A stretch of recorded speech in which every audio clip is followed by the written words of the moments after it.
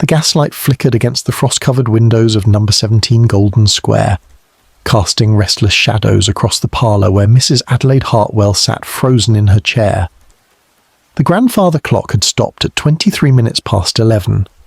Outside, the November fog of 1874 pressed against the glass like grasping fingers, muffling the distant echo of hoofbeats on cobblestone.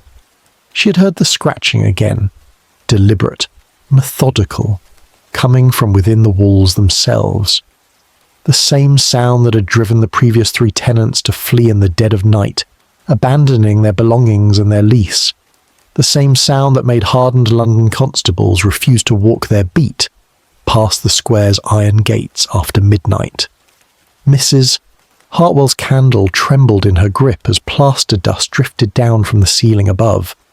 The scratching grew louder, more insistent, as if something were clawing its way through the very bones of the house. Her breath formed small clouds in the suddenly frigid air, and somewhere in the darkness beyond her circle of wavering light, she heard what sounded distinctly like whispered laughter. The mystery of Golden Square was about to claim another victim, though the truth would remain buried for generations to come. Chapter 1. The Square. That London forgot. Good evening and welcome. The night is quiet now, and the world has grown small.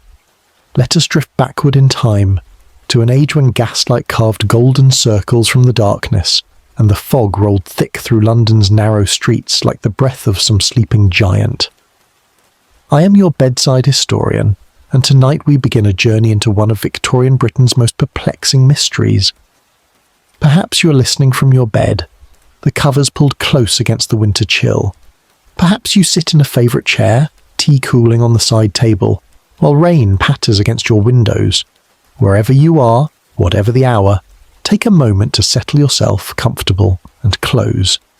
Before we begin, I hope you'll consider subscribing to our channel. It truly helps us grow and allows us to continue bringing these forgotten stories back into the light. Now then, let us step through the veil of years and find ourselves in London, in the year of our Lord 1874, when Queen Victoria had sat upon the throne for nearly 4 decades, and the great city sprawled outward like a living thing, consuming villages and farmland in its relentless expansion. In the heart of this sprawling metropolis, nestled between the fashionable district of Mayfair and the bustling commercial thoroughfare of Regent Street, lay a quiet residential square that seemed somehow apart from the pulse and energy of the surrounding city. Golden Square bore a name that spoke of prosperity and respectability. Yet by the autumn of 1874, it had earned a reputation of an altogether different sort. The square itself followed the typical Georgian pattern of London's better neighbourhoods, a central garden enclosed by iron railings, surrounded on 4 sides by elegant terraced houses of warm brick and white stone trim. The buildings rose 4 stories each, their windows arranged in perfect symmetry, their front doors painted in fashionable colours and adorned with brass fittings that caught the morning sun. Plane trees lined the walkways, their branches forming a canopy that turned golden in autumn and provided welcome shade during the summer months. Yet for all its apparent respectability, Golden Square harboured secrets that whispered through the evening fog and settled into the very mortar of its buildings. The local constables had taken to avoiding the square during their night patrols, claiming that the gaslight seemed dimmer there, that shadows moved when no one walked past to cast them. Hackney cab drivers would reluctantly drive through the square during daylight hours, but come nightfall they preferred to take longer routes rather than pass between those silent watching windows. The source of this unease could be traced to a single address, number 17, a house that had stood empty more often than occupied for the better part of 2 decades. The building itself appeared unremarkable enough. 4 stories of red brick with white stone quoins at the corners, tall sash windows that reflected the sky during the day and glowed amber when lit from within. Iron railings protected a small front garden, where a few hardy shrubs struggled against the London soot, and steps led up to a front door painted in fashionable dark green. But appearances, as any student of human nature knows, can deceive most thoroughly. The house at number 17 had earned its sinister reputation through a series of incidents that stretched back to the 1850s. Tenants came and went with unusual frequency, and always under circumstances that the neighbouring residents found deeply unsettling.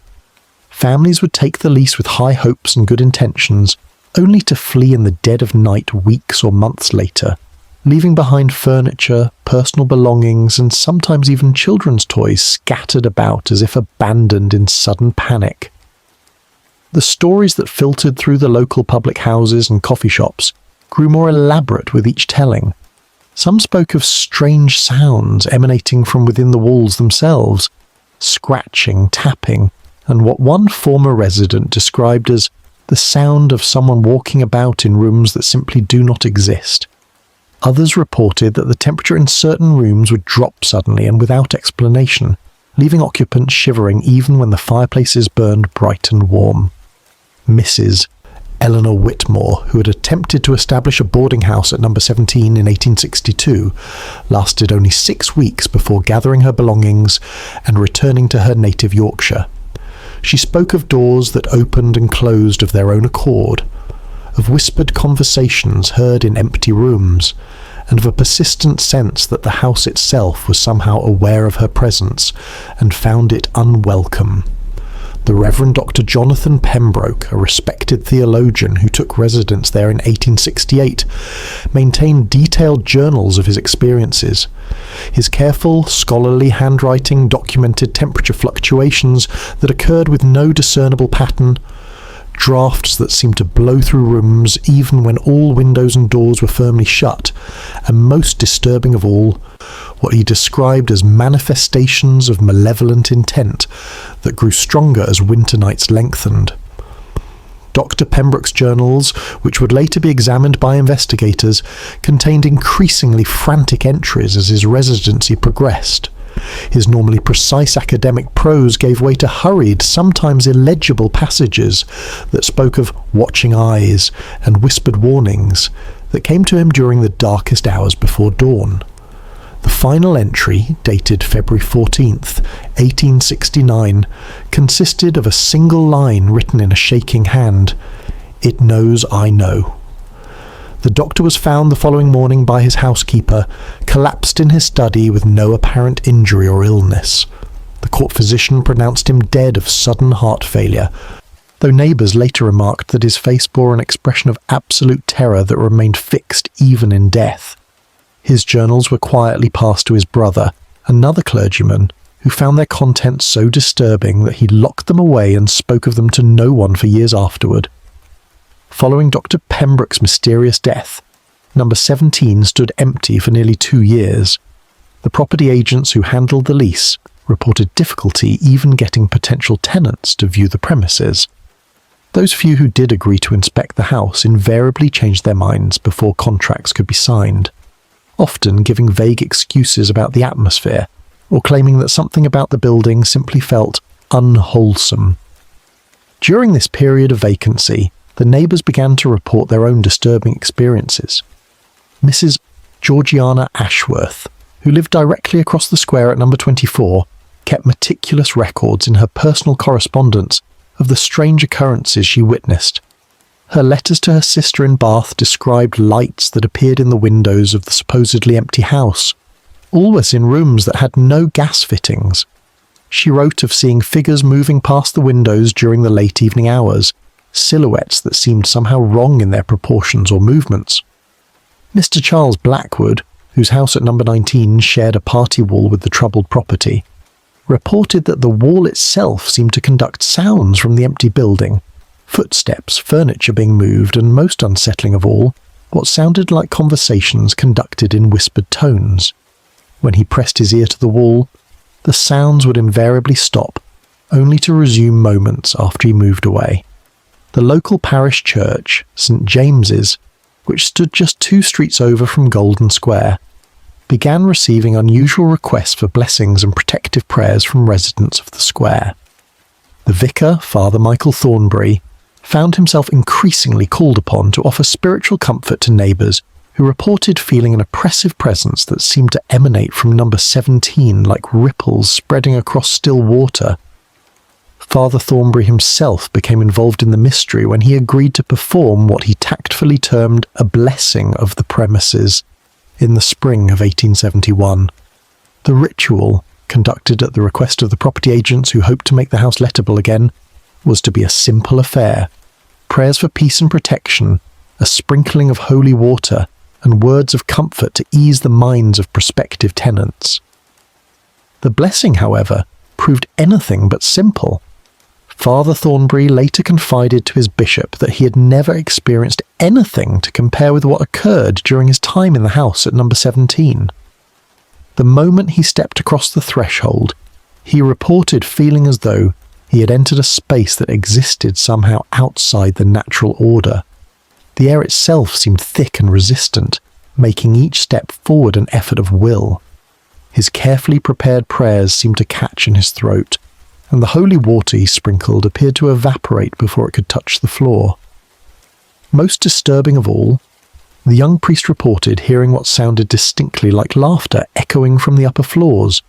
Not the joyful laughter of celebration, but something cold and mocking that seemed to issue a challenge to his faith and his purpose.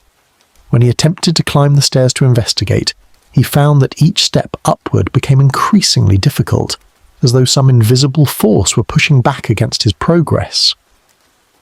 The blessing was abandoned after less than an hour, with Father Thornbury retreating to the safety of the square's central garden to complete his prayers from what he considered a safer distance.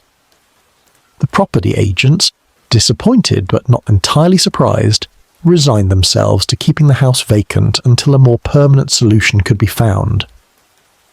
It was during this period of enforced emptiness that the most dramatic incidents began to occur. Mrs. Ashworth's letters from the autumn of 1871 describe entire nights when the windows of number 17 blazed with light, as though a grand entertainment were taking place within. Yet any neighbour brave enough to cross the square and peer through the windows would find only empty rooms, devoid of furnishing or human presence. The sounds, too, grew more pronounced and more disturbing. What had previously been occasional scratching and tapping evolved into what witnesses described as a full symphony of supernatural activity. Residents reported hearing piano music drifting from the house during the late evening hours, always the same melancholy melody that none could identify, played with a precision and feeling that suggested a master musician at the keys. Yet the house contained no piano, and had not for several years. More unsettling still were the voices. Multiple witnesses reported hearing what sounded like animated conversation emanating from the supposedly empty building. The voices spoke in English, though the words themselves could never quite be made out clearly. They seemed to rise and fall in the natural rhythm of human speech, punctuated by what sounded like bursts of laughter or occasional raised voices as though in argument. Young Timothy Fletcher, the baker's son who lived at number 12, claimed to have heard children playing in the upper rooms of the house during the bright afternoon hours of summer. He described the unmistakable sounds of running feet, bouncing balls, and the high, clear voices of boys and girls at play. When questioned by his parents about these claims, Timothy insisted that he could hear them calling to each other by name: Margaret, Edmund, little Sophie, though no family with such children had lived in number 17 within anyone's memory. The winter of 1871 brought with it an escalation in the strange phenomena surrounding the house. Snow fell early that year, blanketing London in an unusual depth of white that muffled the city's constant noise, and left Golden Square looking like a scene from a Christmas card. Yet even the pristine snow could not disguise the oddities that continued to emanate from number 17. Mrs. Violet Henderson, who served as housekeeper for several families in the square, made a discovery that sent whispers racing through the neighbourhood's network of servants and tradespeople.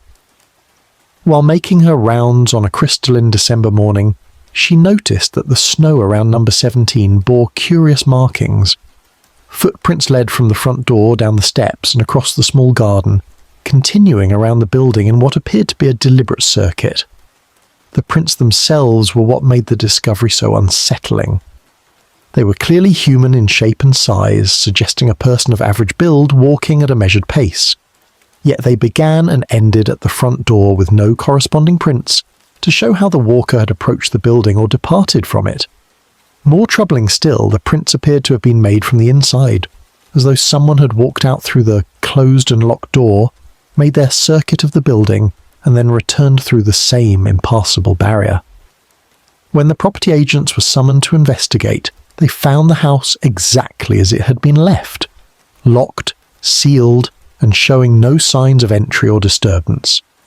The keys remained in their possession, and the lock showed no evidence of tampering. Yet there in the snow lay the inexplicable evidence of nocturnal activity within and around the empty building. Word of the mysterious footprints spread quickly through the neighbourhood and eventually reached the attention of the local constabulary. Sergeant William Morrison, a practical man with 20 years of experience walking London's beats, arrived to examine the evidence with the sceptical eye of someone who had seen enough human mischief to doubt supernatural explanations. His investigation, however, only deepened the mystery. The footprints were genuine, clearly impressed into snow that had fallen undisturbed the previous evening. The measurements he took showed them to be consistent with a person of about average height and build, neither remarkably large nor small. The depth and spacing suggested someone walking at an unhurried, contemplative pace rather than fleeing or pursuing. Most puzzling of all to Sergeant Morrison's experienced eye was the complete absence of any trail leading to or from the property.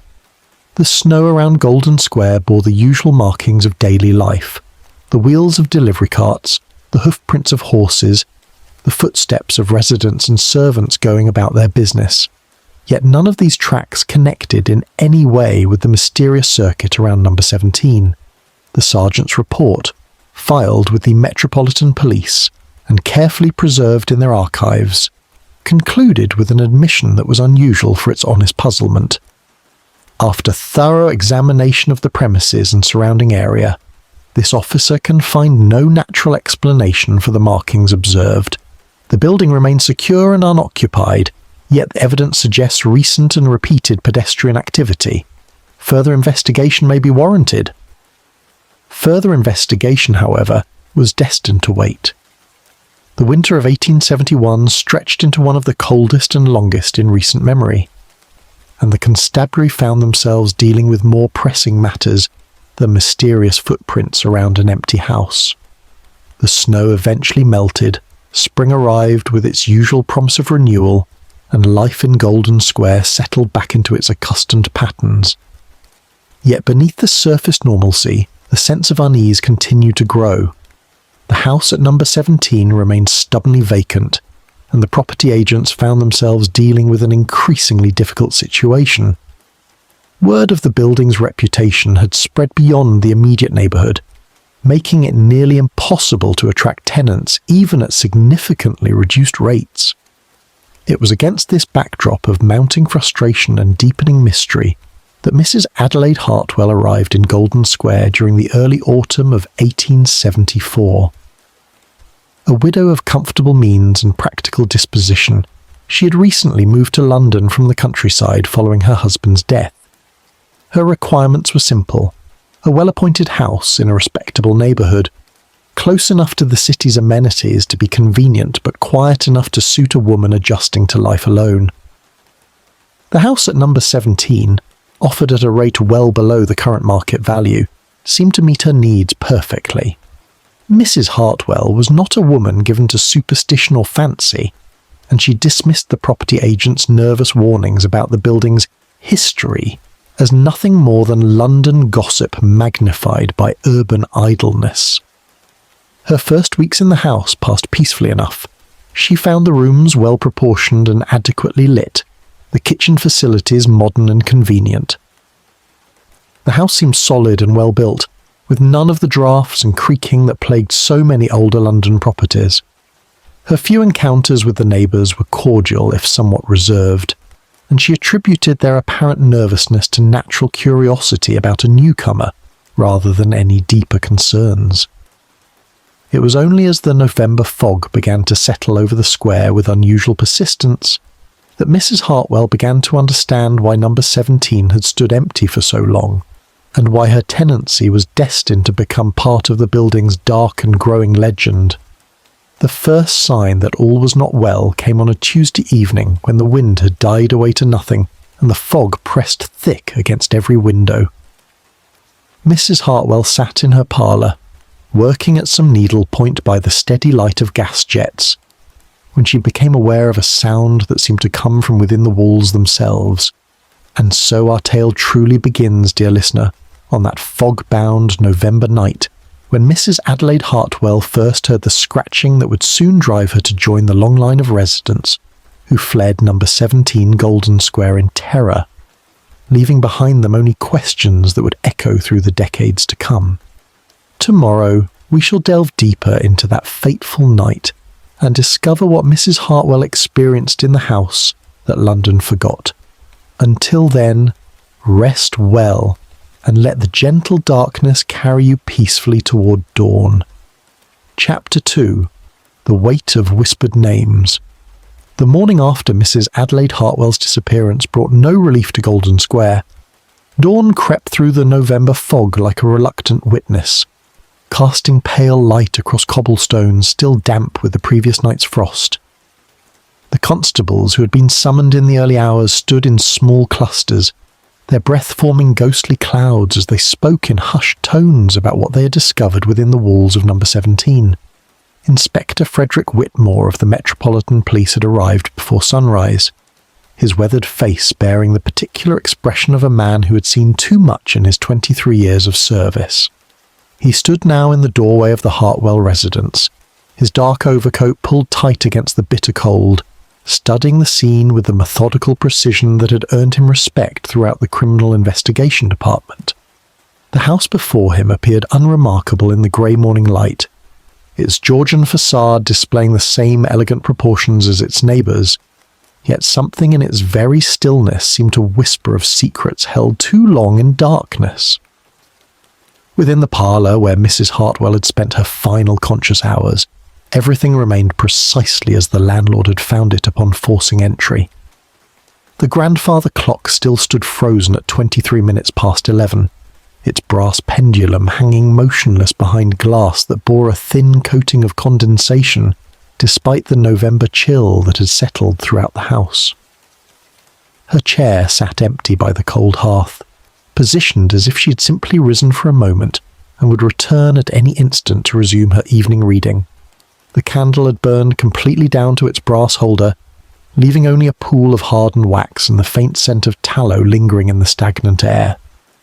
Her spectacles lay folded neatly upon the small table beside her chair, next to a cup of tea grown cold and covered with a thin film that caught the weak morning light. The book she had been reading remained open to page 47, its leather binding bearing the title Domestic Economy for the Modern Household, though several witnesses would later swear the pages had been turned to something entirely different when they first glimpsed the scene. Inspector Whitmore moved through the house with careful deliberation, his trained eye cataloguing every detail while his subordinates conducted their initial examination of the premises. The upper floors revealed signs of hasty packing, though Mrs. Bryce Hartwell's belongings remained largely undisturbed.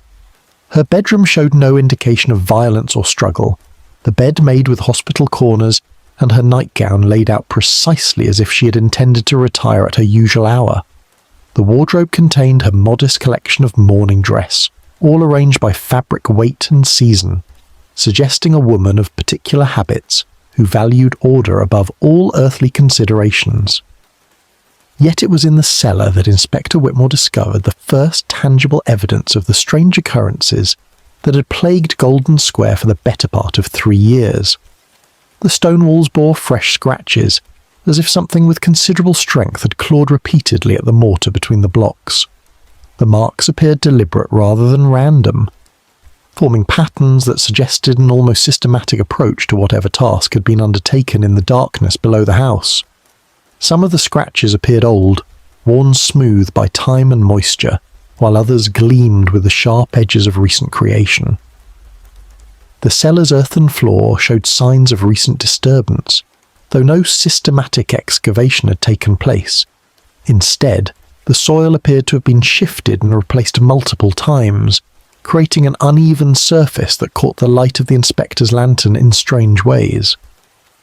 When he knelt to examine the ground more closely, his fingers encountered fragments of what appeared to be bone, though whether human or animal remained unclear in the uncertain illumination provided by his flickering flame. Word of Mrs. Hartwell's disappearance spread through the surrounding neighbourhood with the peculiar swiftness that accompanies events of unusual nature in closely knit communities. The residents of Golden Square had grown accustomed to whispered conversations about number 17, but the complete vanishing of their latest neighbour elevated their concerns from mere curiosity to genuine alarm.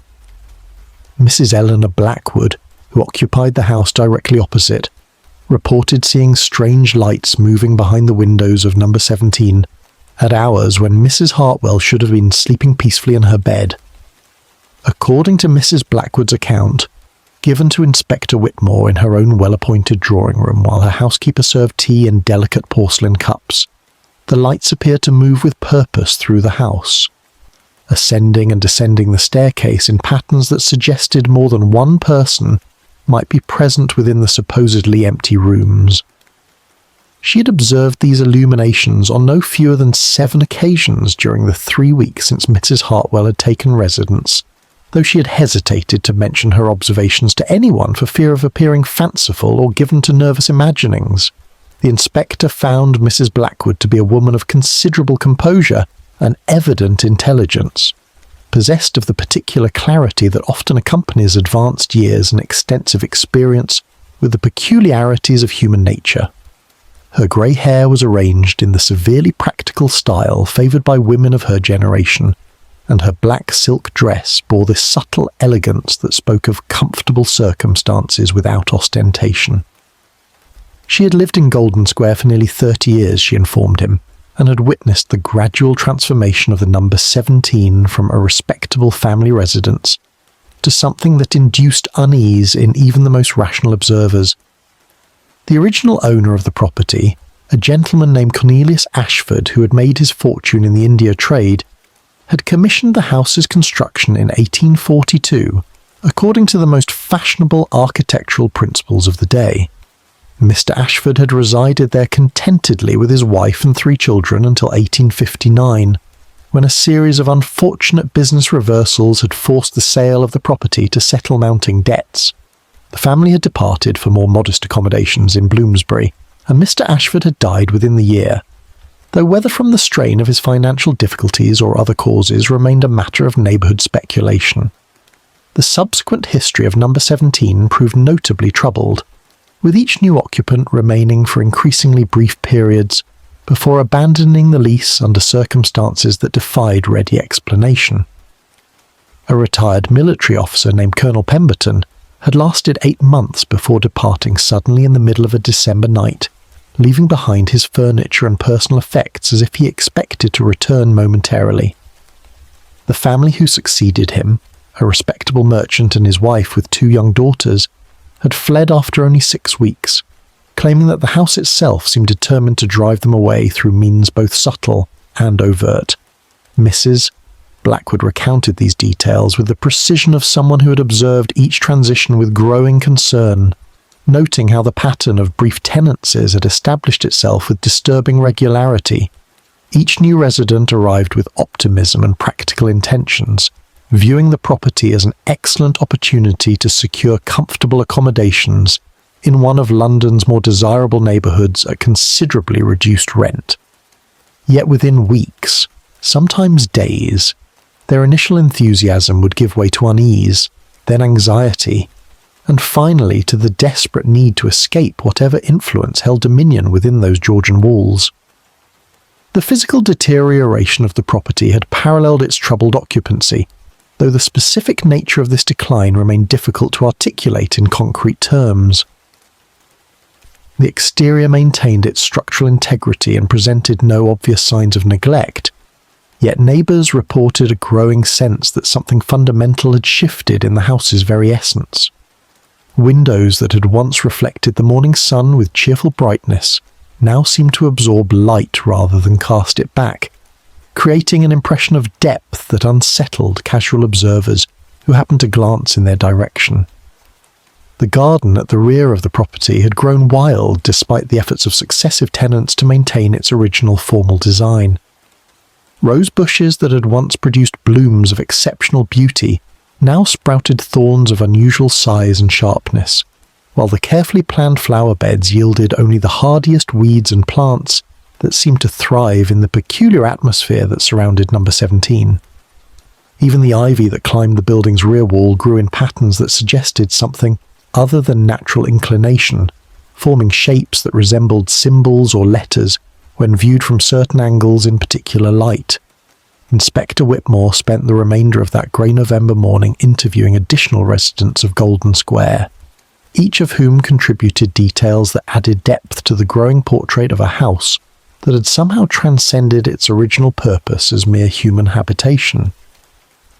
The gentleman who resided at number 15, a scholarly type engaged in research at the British Museum, reported sounds of movement from number 17 during hours when Mrs. Hartwell was known to be absent from the premises. These sounds suggested multiple occupants engaged in activities that required considerable physical effort. Yet no additional persons had ever been observed entering or leaving the house. The pattern that emerged from these testimonies spoke to a phenomenon that extended beyond simple haunting or supernatural visitation. Number 17 seemed to exist in a state of constant activity that operated according to rules unknown to its human inhabitants, as if the house itself had developed needs and desires that superseded the comfort and safety of those who attempted to make it their home.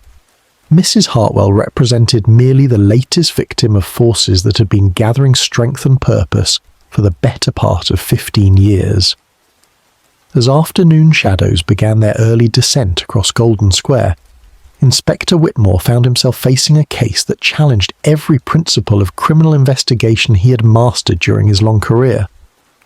The disappearance of Mrs. Adelaide Hartwell bore none of the hallmarks of conventional crime, yet something had clearly occurred within the walls of number 17 that demanded explanation, and, if possible, resolution.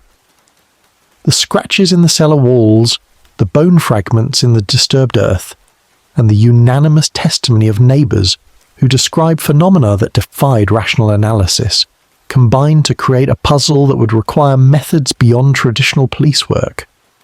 The fog that had lifted briefly during the morning hours began its return as darkness approached, creeping through the streets of Mayfair like a living thing possessed of deliberate intent. Soon the gas lamps would flicker to life along the square's perimeter, casting their uncertain illumination across cobblestones that had witnessed more than their share of mysteries.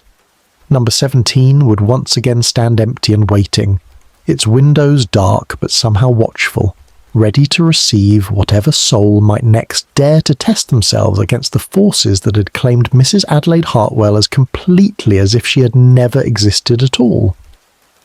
The investigation would continue, but already Inspector Whitmore sensed that conventional methods would prove insufficient to penetrate the secrets that lay hidden within those silent walls, waiting for nightfall to resume their ancient work.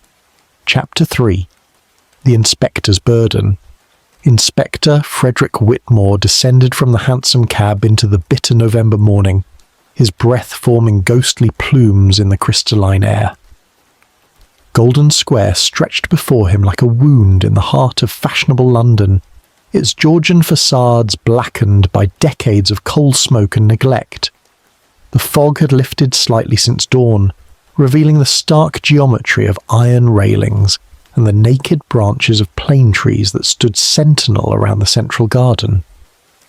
The constable waiting at the corner touched his helmet in salute, his face bearing the pallor that had become commonplace among officers assigned to this particular district. Young Thompson had requested transfer twice in the past month, citing unspecified health concerns that his superiors chose not to investigate too closely. The Metropolitan Police had learned through bitter experience that certain cases required officers of particular temperament and constitution. Whitmore had served 23 years in Her Majesty's Constabulary, beginning as a beat officer in the festering rookeries of Whitechapel, before earning his inspector's rank through dogged persistence and an uncommon tolerance for the city's darker mysteries.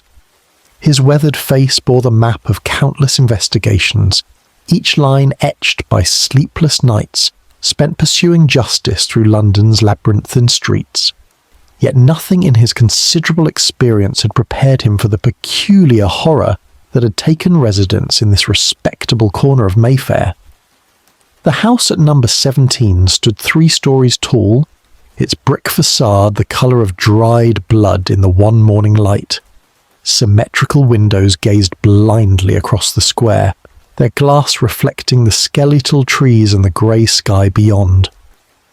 The front door, painted a deep forest green that had once spoken of prosperity and respectability, now seemed to absorb light rather than reflect it. Even in daylight, shadows pooled unnaturally around the threshold, as if the very architecture conspired to create pockets of perpetual dusk. Mrs. Adelaide Hartwell had been discovered that morning by her daily woman, Mrs. Pemberton, who arrived at 7:30 to find the front door standing wide open despite the bitter cold. The elderly housekeeper had called for assistance from the nearest constable, her voice barely coherent through chattering teeth, and what appeared to be profound shock. She spoke of finding her employer seated in the parlour chair, perfectly composed but entirely unresponsive, her eyes fixed upon some invisible horror in the corner of the room. Whitmore paused at the threshold, noting the way the morning light seemed reluctant to penetrate the entrance hall. The interior retained the elegant proportions of Georgian architecture, with high ceilings and delicate plasterwork that spoke of the house's original grandeur. Yet something indefinable had corrupted the atmosphere, transforming what should have been a sanctuary of domestic tranquility into something that made hardened police officers request reassignment. The parlour lay beyond a pair of mahogany doors, their brass handles dulled by neglect. Mrs. Hartwell remained exactly as she had been found, seated in a wing-back chair of faded burgundy velvet, her spine perfectly straight and her hands folded in her lap with mechanical precision. Her grey hair was arranged in its customary chignon, not a strand out of place, and her morning dress of midnight blue wool showed no signs of struggle or disturbance. Only her eyes betrayed the truth of her condition. They stared fixedly at the far corner of the room, wide with an expression of terror so profound that it seemed to have crystallized into a permanent mask. The pupils were dilated despite the daylight filtering through the lace curtains, and her face had acquired a waxy pallor that spoke of profound shock. She breathed with mechanical regularity, but showed no awareness of the world around her, as if her consciousness had retreated to some unreachable sanctuary within her mind. Dr. Edmund Carruthers, the police surgeon, knelt beside the chair with his leather medical bag open upon the Persian carpet. His examination had been thorough but fruitless, revealing no obvious injury or sign of violence. Mrs. Hartwell's pulse remained steady, her breathing unlaboured, yet she existed in a state of complete catalepsy that defied medical explanation. The doctor rose slowly, brushing dust from his knees with movements that betrayed his own unease.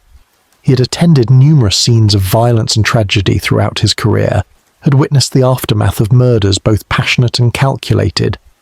Yet the sight of Mrs. Hartwell's frozen terror had shaken his professional composure. There was something about her condition that suggested horrors beyond the realm of conventional medical understanding. Whitmore moved carefully through the parlour, his trained eye cataloguing details that might provide clues to the night's events. The furniture remained undisturbed, expensive pieces that had been carefully maintained despite the house's troubled history. A fire had been laid in the grate but never lit, the kindling arranged with feminine precision. Upon the mantelpiece, a collection of porcelain figurines stood in perfect formation, their painted faces serene and untouched by whatever had visited this room. The grandfather clock in the corner had stopped at 23 minutes past 11, its brass pendulum hanging motionless behind glass. Whitmore noted that the clock's face showed no signs of tampering, yet the mechanism had ceased with suspicious precision. Similar temporal anomalies had been reported by previous tenants, though the significance remained unclear.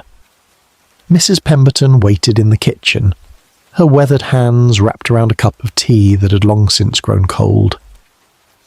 She had served the Hartwell household for 15 years, following her employer through 3 previous residences before the move to Golden Square. Her loyalty had been absolute, her service impeccable, yet the events of recent weeks had taken a visible toll upon her constitution.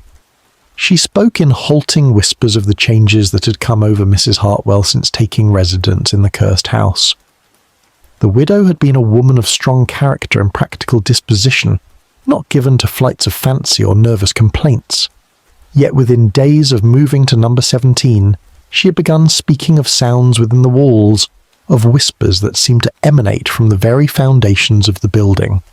The scratching had begun during the second week, always after nightfall, always with the same methodical rhythm that suggested purpose rather than random disturbance. Mrs. Hartwell had summoned workmen to examine the walls, convinced that rats or some other vermin had taken residence within the structure. The craftsmen found no evidence of infestation, no holes or passages that might explain the sounds, yet the scratching continued with increasing intensity. Sleep had become impossible for the household's mistress. She took to sitting in the parlour through the long hours of darkness, a single candle her only companion, listening to the sounds that seemed to move through the house like a living thing. Her appetite disappeared, her correspondence ceased, and visitors found themselves making excuses to avoid calling upon a woman who had once been the centre of a vibrant social circle. Mrs. Pemberton described the previous evening with particular clarity, her voice dropping to barely audible levels as she recounted the events. Mrs. Hartwell had dismissed her at 6 o'clock, insisting that she preferred to spend the evening alone. This had become her custom in recent days, though the housekeeper had noticed her employer's increasing agitation as darkness approached.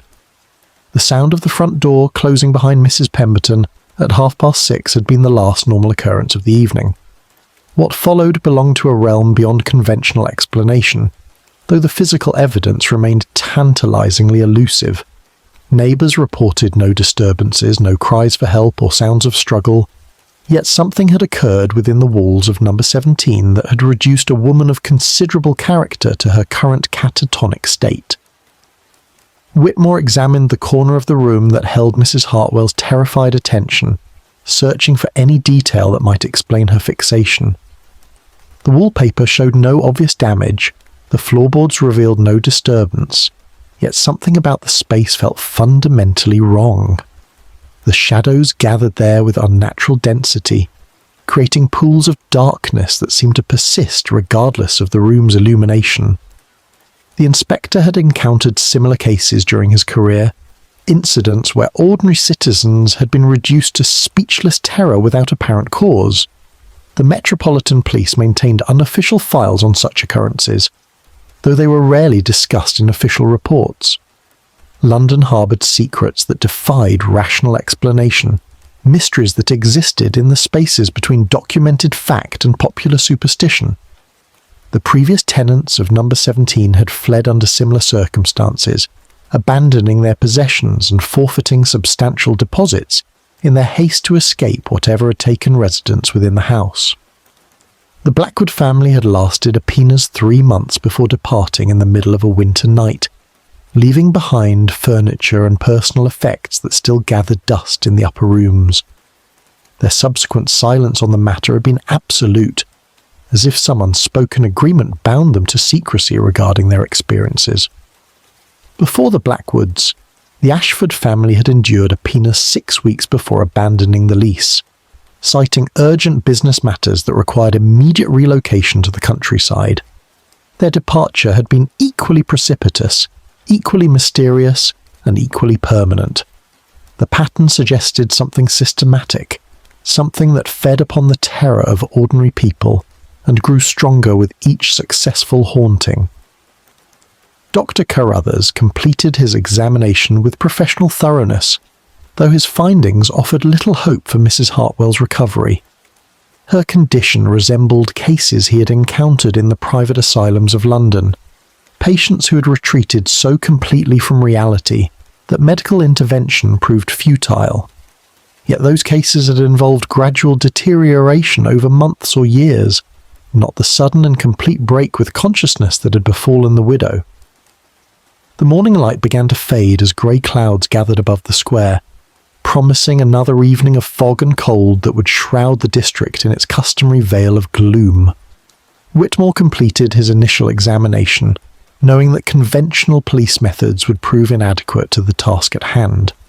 The mystery of Golden Square belonged to a category of investigation that required resources beyond those available to Scotland Yard. Mrs. Hartwell remained motionless in her chair as the inspector prepared to depart, her eyes still fixed upon the corner where shadows gathered like living things. Whatever she had encountered in the darkness of the previous evening had broken something fundamental within her mind, leaving her as much a victim as if she had suffered physical violence. The truth of her experience remained locked within her consciousness, as unreachable as the source of the terror that had claimed another resident of London's most troubled address. The hansom cab that bore Inspector Whitmore back towards Scotland Yard moved through streets already beginning to fill with the evening fog, carrying him away from Golden Square, but not from the knowledge that whatever haunted number 17 remained active, patient, and utterly beyond the reach of conventional justice. Chapter 4. The Physician's Inquiry. The morning of December the 3rd brought Dr. Edmund Blackwood to Golden Square with the methodical precision that had earned him respect among London's medical circles. His carriage wheels clicked against the frost-hardened cobblestones as he approached number 17, the black leather of his physician's bag gleaming dully in the pale winter sunlight. The fog of the previous evening had lifted, revealing the square in sharp, unforgiving detail. A collection of Georgian townhouses that stood like silent sentinels around a small central garden, now barren with the season's first killing frost. Dr. Blackwood had received the urgent message from Inspector Thornfield only hours before dawn, summoning him to examine what the constabulary delicately termed another incident of nervous collapse at the infamous address. This would mark the fourth such case in as many months, each following a disturbingly similar pattern that had begun to attract unwanted attention from the press, and, more troubling still, from the growing ranks of London's spiritualist societies. The physician descended from his carriage with the measured movements of a man accustomed to confronting human suffering in all its myriad forms. At 53 years of age, Dr. Blackwood had served as both battlefield surgeon and alienist, had witnessed the ravages of cholera in the East End slums and the peculiar maladies that seemed to flourish in the city's most prosperous neighbourhoods. Yet the correspondence from Inspector Thornfield had carried an undertone of genuine bewilderment that intrigued him far more than any conventional case of hysteria or nervous exhaustion. The house itself presented an unremarkable facade to the casual observer. Built in the 1720s during the reign of the first George, it possessed the clean lines and mathematical proportions that marked the period's architectural sensibilities. The brickwork remained sound, the windows properly glazed, the iron railings free from the rust that plagued less well-maintained properties. Only the brass door knocker, green with verdigris despite regular polishing, hinted at anything amiss.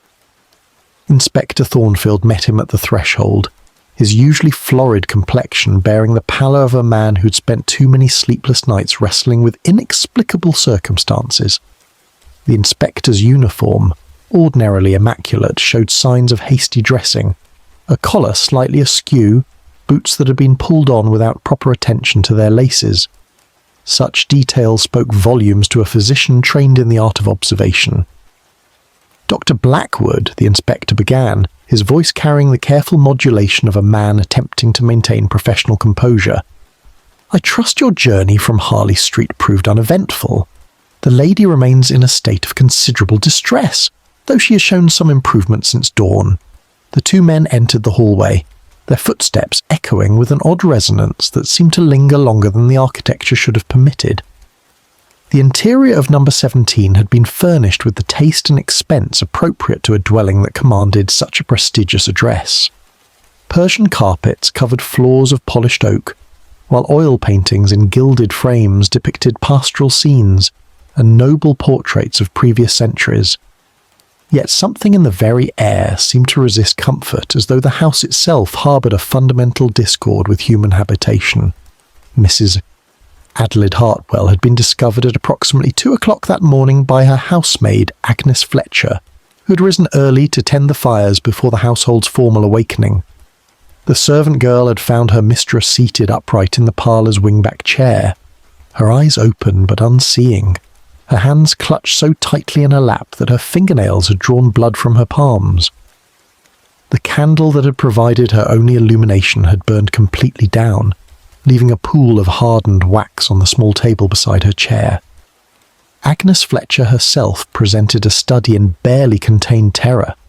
The girl, no more than 19 years of age, possessed the robust constitution typical of her Yorkshire origins, yet her hands trembled as she served tea to the assembled gentlemen. Her account of the previous evening's events came in fractured sentences punctuated by nervous glances toward the parlour, where her mistress had been discovered. According to the maid's testimony, Mrs. Hartwell had retired to her chambers at the customary hour of 10 o'clock, dismissing her servant for the evening with instructions to bank the fires and ensure the doors remained properly secured. Agnes had completed her duties and sought her own rest in the servants' quarters beneath the main floors. She had been awakened near midnight by what she described as a terrible commotion from above, sounds that seemed to combine the scraping of furniture across floors with a rhythmic tapping that reminded her unpleasantly of fingernails drumming against wood. The girl had remained in her bed, following the instructions that Mrs. Hartwell had given to all previous servants regarding unusual sounds within the house. Under no circumstances were they to investigate nocturnal disturbances, nor were they to speak of such incidents to visitors or tradespeople. This policy had been established following the departure of 3 successive housekeepers, each of whom had abandoned their positions after claiming to witness phenomena that challenged rational explanation. Dr. Blackwood listened to Agnes Fletcher's account with the patience that his profession demanded, noting the consistency of her narrative with previous reports that Inspector Thornfield had shared during their correspondence. The pattern that had emerged over the preceding months suggested something far more complex than the simple cases of feminine hysteria that so frequently troubled London's better neighbourhoods. The physician's examination of Mrs. Hartwell herself revealed a woman of approximately 45 years, possessed of the refined bearing that marked her membership in London's comfortable merchant class. Her husband, departed some 3 years prior from complications following influenza, had left her well provided for, though the burden of managing her inheritance had clearly taken its toll. Dark circles beneath her eyes spoke of sleepless nights extending far beyond the current incident, while the slight tremor in her hands suggested a nervous system under prolonged strain. When consciousness finally returned to Mrs. Hartwell, her first words carried the breathless urgency of someone desperate to be believed. She spoke of voices that seemed to emerge from within the very walls themselves, conversations conducted in languages she could not identify, yet somehow understood to be discussing her presence, in terms that filled her with inexplicable dread. The scratching sounds, she insisted, followed a deliberate pattern that suggested intelligence behind their creation, as though some presence were attempting to communicate through the most primitive of methods. Most disturbing of all were her descriptions of the temperature fluctuations that had begun to plague the house with increasing frequency. Rooms would suddenly become frigid without apparent cause, their warmth drawn away as though by some invisible drain.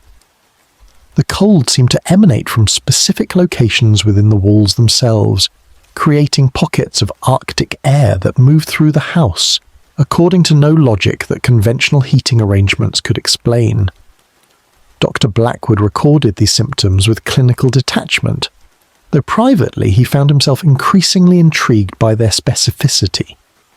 His experience with disorders of the nervous system had taught him to distinguish between the vague complaints of fashionable invalids and the precise observations of individuals genuinely afflicted by unusual phenomena. Mrs. Hartwell's account possessed a clarity and consistency that suggested either remarkable honesty or an extraordinarily sophisticated form of self-deception. The house itself seemed to resist his attempts at rational analysis. Each room he examined revealed subtle anomalies that individually might be dismissed as consequences of age or settling, yet collectively created an atmosphere of fundamental wrongness. Walls that should have been warm from the central heating system remained cold to the touch. Floors that appeared level created the sensation of walking upon subtly slanted surfaces. Mirrors reflected images that seemed somehow displaced, as though the silvered glass was showing rooms adjacent to rather than identical to those in which they hung. Inspector Thornfield accompanied the physician throughout his investigation, maintaining the official skepticism that his position demanded while privately acknowledging the accumulating weight of circumstantial evidence. The inspector's own men had begun to request alternative assignments, rather than patrol duties that included Golden Square, particularly during the late evening hours when the incident seemed most likely to occur.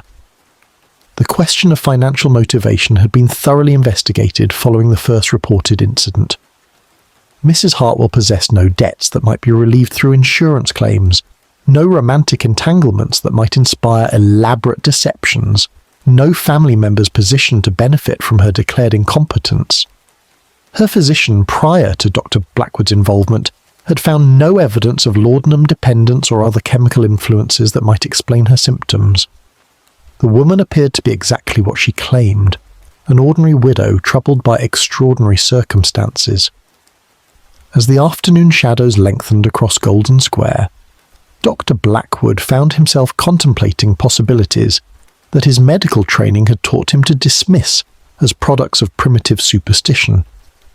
The accumulated testimony, the consistent pattern of incidents, the physical evidence of disturbances that affected multiple witnesses simultaneously, all pointed toward explanations that lay well beyond the boundaries of conventional medical knowledge. The history of the house itself had been researched following the second incident, revealing a pattern of brief tenancies extending back nearly a century. Previous occupants had departed suddenly and often without fulfilling their lease obligations, though none had provided detailed explanations for their hasty departures. Property records showed repeated attempts at renovation and modernization, each abandoned before completion for reasons that the documents did not specify. Agnes Fletcher's insistence that she had heard multiple voices emanating from unoccupied portions of the house particularly troubled Dr. Blackwood. The girl's description of conversations conducted in what sounded like several distinct languages, none of which she recognized, suggested either an elaborate hoax involving multiple conspirators or phenomena that challenged fundamental assumptions about the nature of human perception itself.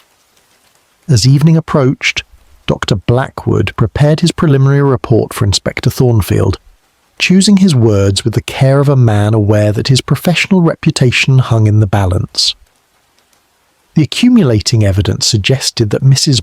Adelaide Hartwell was neither victim of conventional nervous disorder nor perpetrator of deliberate fraud. Instead, she appeared to be experiencing genuine phenomena that existing medical knowledge could neither explain nor treat through conventional means. The fog began to gather once again as darkness claimed Golden Square, pressing against the windows of number 17 with the same insistent pressure that had marked previous evenings. Dr. Blackwood gathered his instruments and prepared to depart, though something in the very atmosphere of the house seemed to urge him toward remaining to witness whatever the night might bring. Chapter 5. The Weight of Testimony. The morning of December 2nd brought no relief to Golden Square, though the fog had lifted enough to reveal the skeletal branches of the plane trees that lined the cobbled pathways. Inspector Edmund Blackwood stood before the weathered steps of number 17, his breath forming small clouds in the bitter air as he consulted the leather-bound notebook that had become his constant companion. 3 weeks had passed since Mrs. Adelaide Hartwell's mysterious disappearance. Yet the house seemed to exhale the same malevolent presence that had driven away so many before her.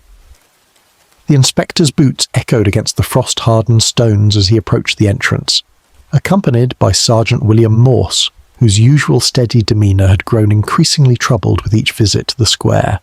The brass nameplate beside the door bore the tarnished remnants of previous tenants' identities, layer upon layer of metal plaques that told the story of rapid turnover and sudden departures. Mrs. Hartwell's name, engraved in delicate script just 3 months prior, already showed signs of the peculiar corrosion that seemed to affect all metal fixtures within the building's proximity. Inside, the house maintained its unnatural chill despite the coal fires that the housekeeper, Mrs. Prudence Millfield, claimed to tend religiously each morning. The woman herself had become a figure of particular interest to Inspector Blackwood, her gaunt frame moving through the corridors with an efficiency that bordered on the supernatural. She had served as caretaker of number 17 for nearly a decade, the only constant presence as tenant after tenant fled in circumstances that defied rational explanation. Mrs. Millfield's testimony, when finally extracted through patient questioning, revealed layers of peculiarity that had accumulated like sediment over the years. She spoke of sounds that emerged from within the walls themselves, not the expected settling of aged timber and plaster, but deliberate scratching that followed patterns too regular to be the work of vermin. Her pale eyes, sunken deep within their sockets, held a quality of resignation that suggested she had witnessed far more than she revealed to the authorities. The housekeeper led Inspector Blackwood through the ground floor rooms, each chamber yielding further evidence of the house's troubled history. In the morning room, the wallpaper showed strange discoloration in vertical lines that resembled claw marks, though no physical damage had been inflicted upon the surface. The dining room bore scorch marks around the fireplace that formed no recognisable pattern, yet their arrangement suggested intentional design rather than accidental burning. Most disturbing of all was the discovery in Mrs. Hartwell's former bedchamber, where the inspector found her personal effects arranged with meticulous care, as if she had simply stepped out for an afternoon constitutional.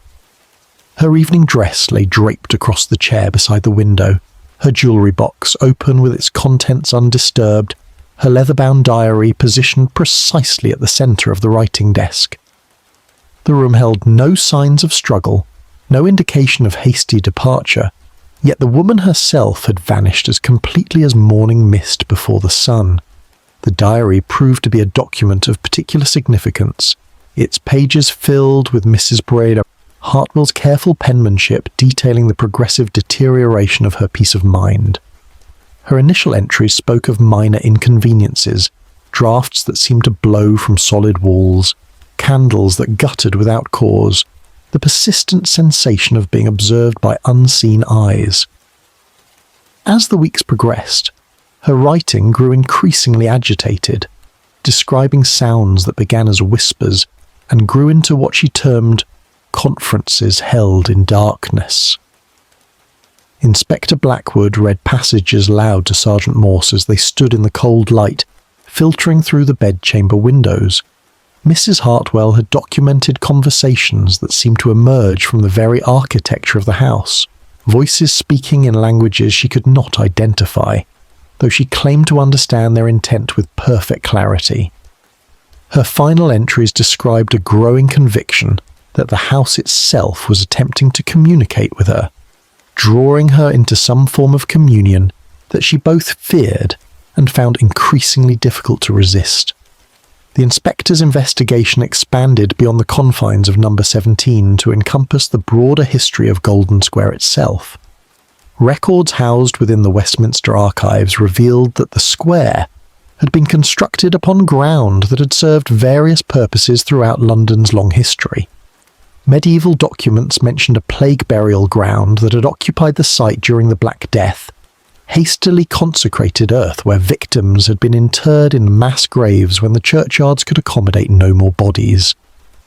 Further research uncovered references to a manor house that had stood upon the location during the 16th century, home to a family whose name had been deliberately obscured from historical record following accusations of heretical practices.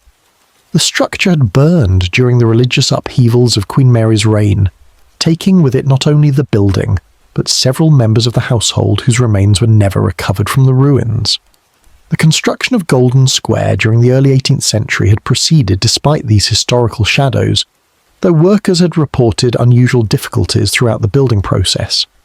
Foundation stones cracked without apparent cause, tools disappeared from secured locations, and several craftsmen claimed to hear voices emanating from excavated earth.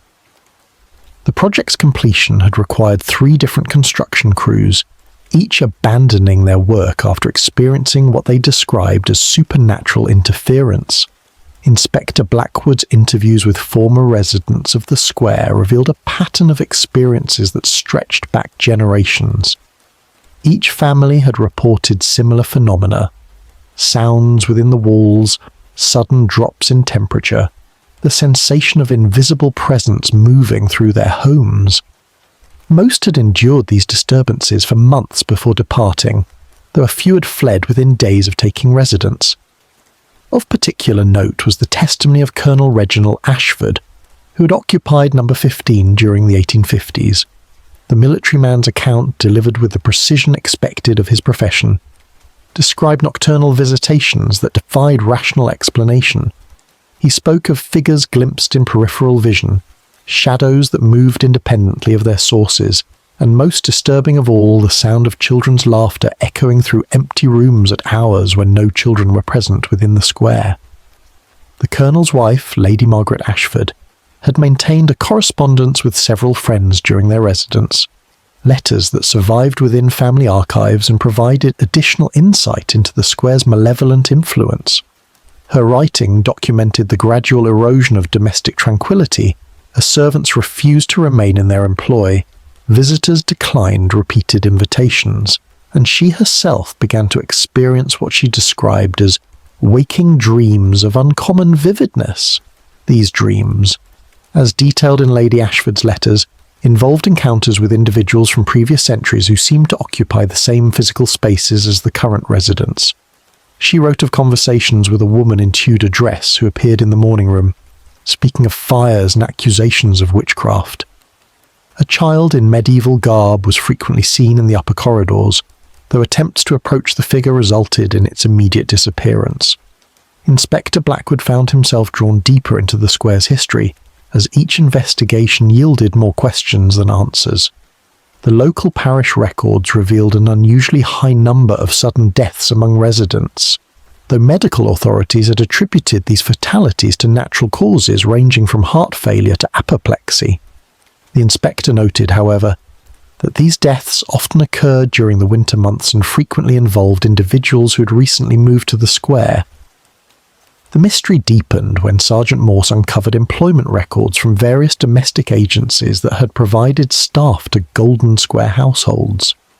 The documents revealed an extraordinary turnover rate among servants, with most positions lasting mere weeks before being abandoned. Exit interviews, where they existed, cited similar complaints: unexplained noises, feelings of unease, and what several described as unnatural coldness that seeped into the very bones.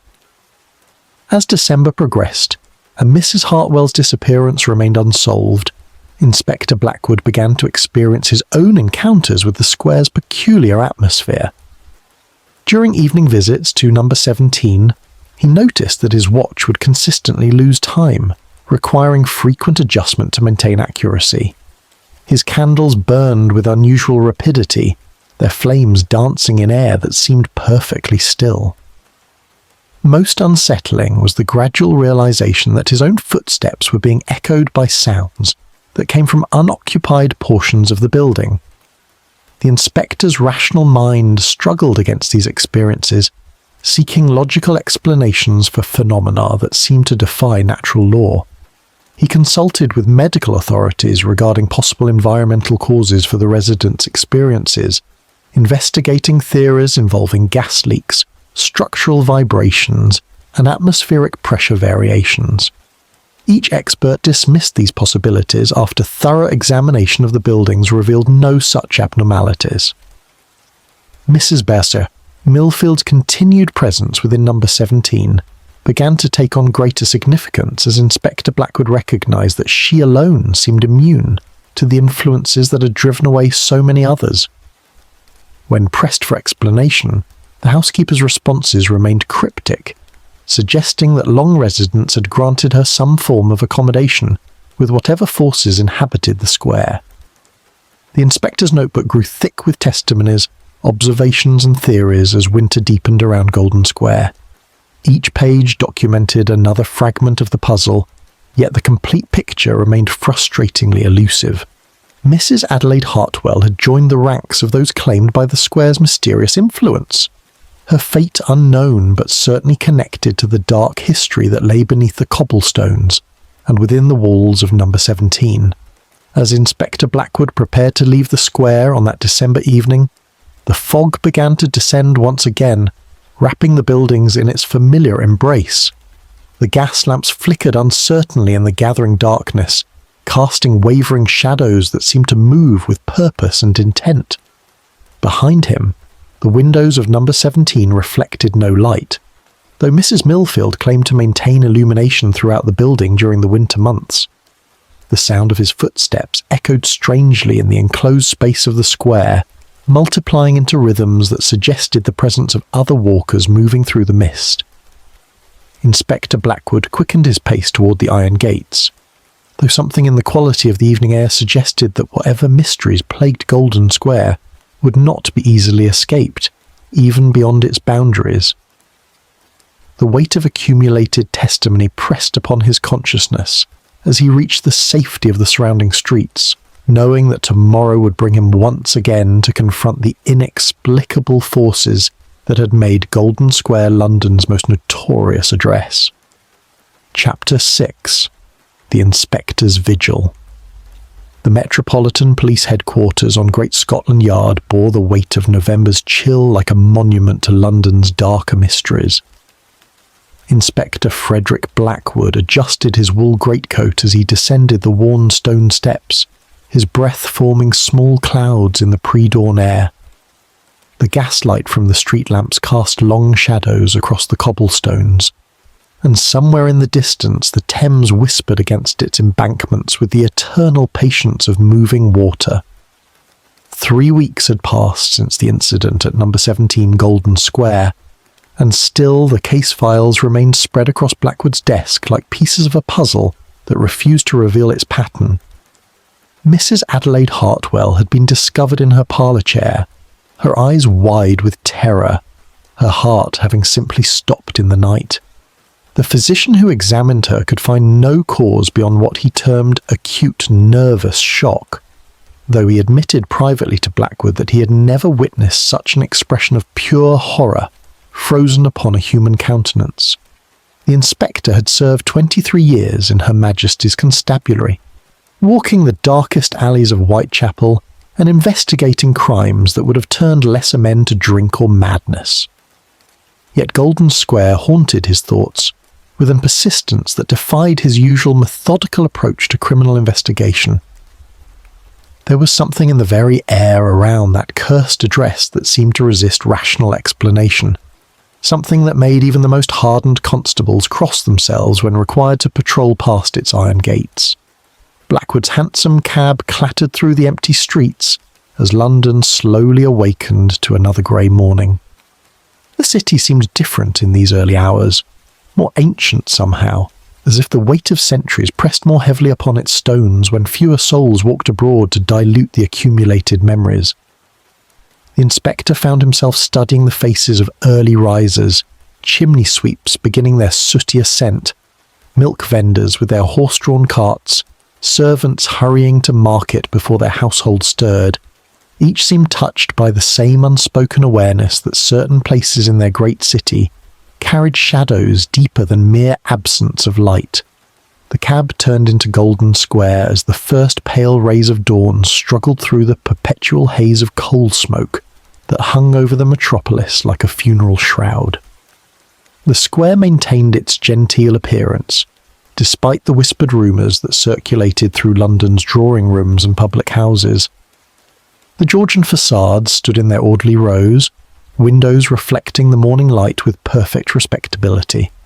Yet Blackwood noticed how few of those windows showed signs of habitation. Curtains remained drawn well past the hour when proper households should have been stirring to life. Number 17 stood silent and watchful, its dark windows like empty eye sockets in a skull. The inspector had visited the property 6 times since Mrs. Hartwell's death, each inspection revealing nothing more than well-appointed rooms, filled with the lingering scent of lavender and fear. The landlord, Mr. Cornelius Whitmore, had proven surprisingly cooperative in allowing these repeated examinations, though Blackwood suspected this cooperation stemmed more from desperate hope that official investigation might somehow lift the curse of vacancy that plagued his investment. The inspector paid his fare and stood before the iron gate, noting how the metal felt unnaturally cold even through his leather gloves.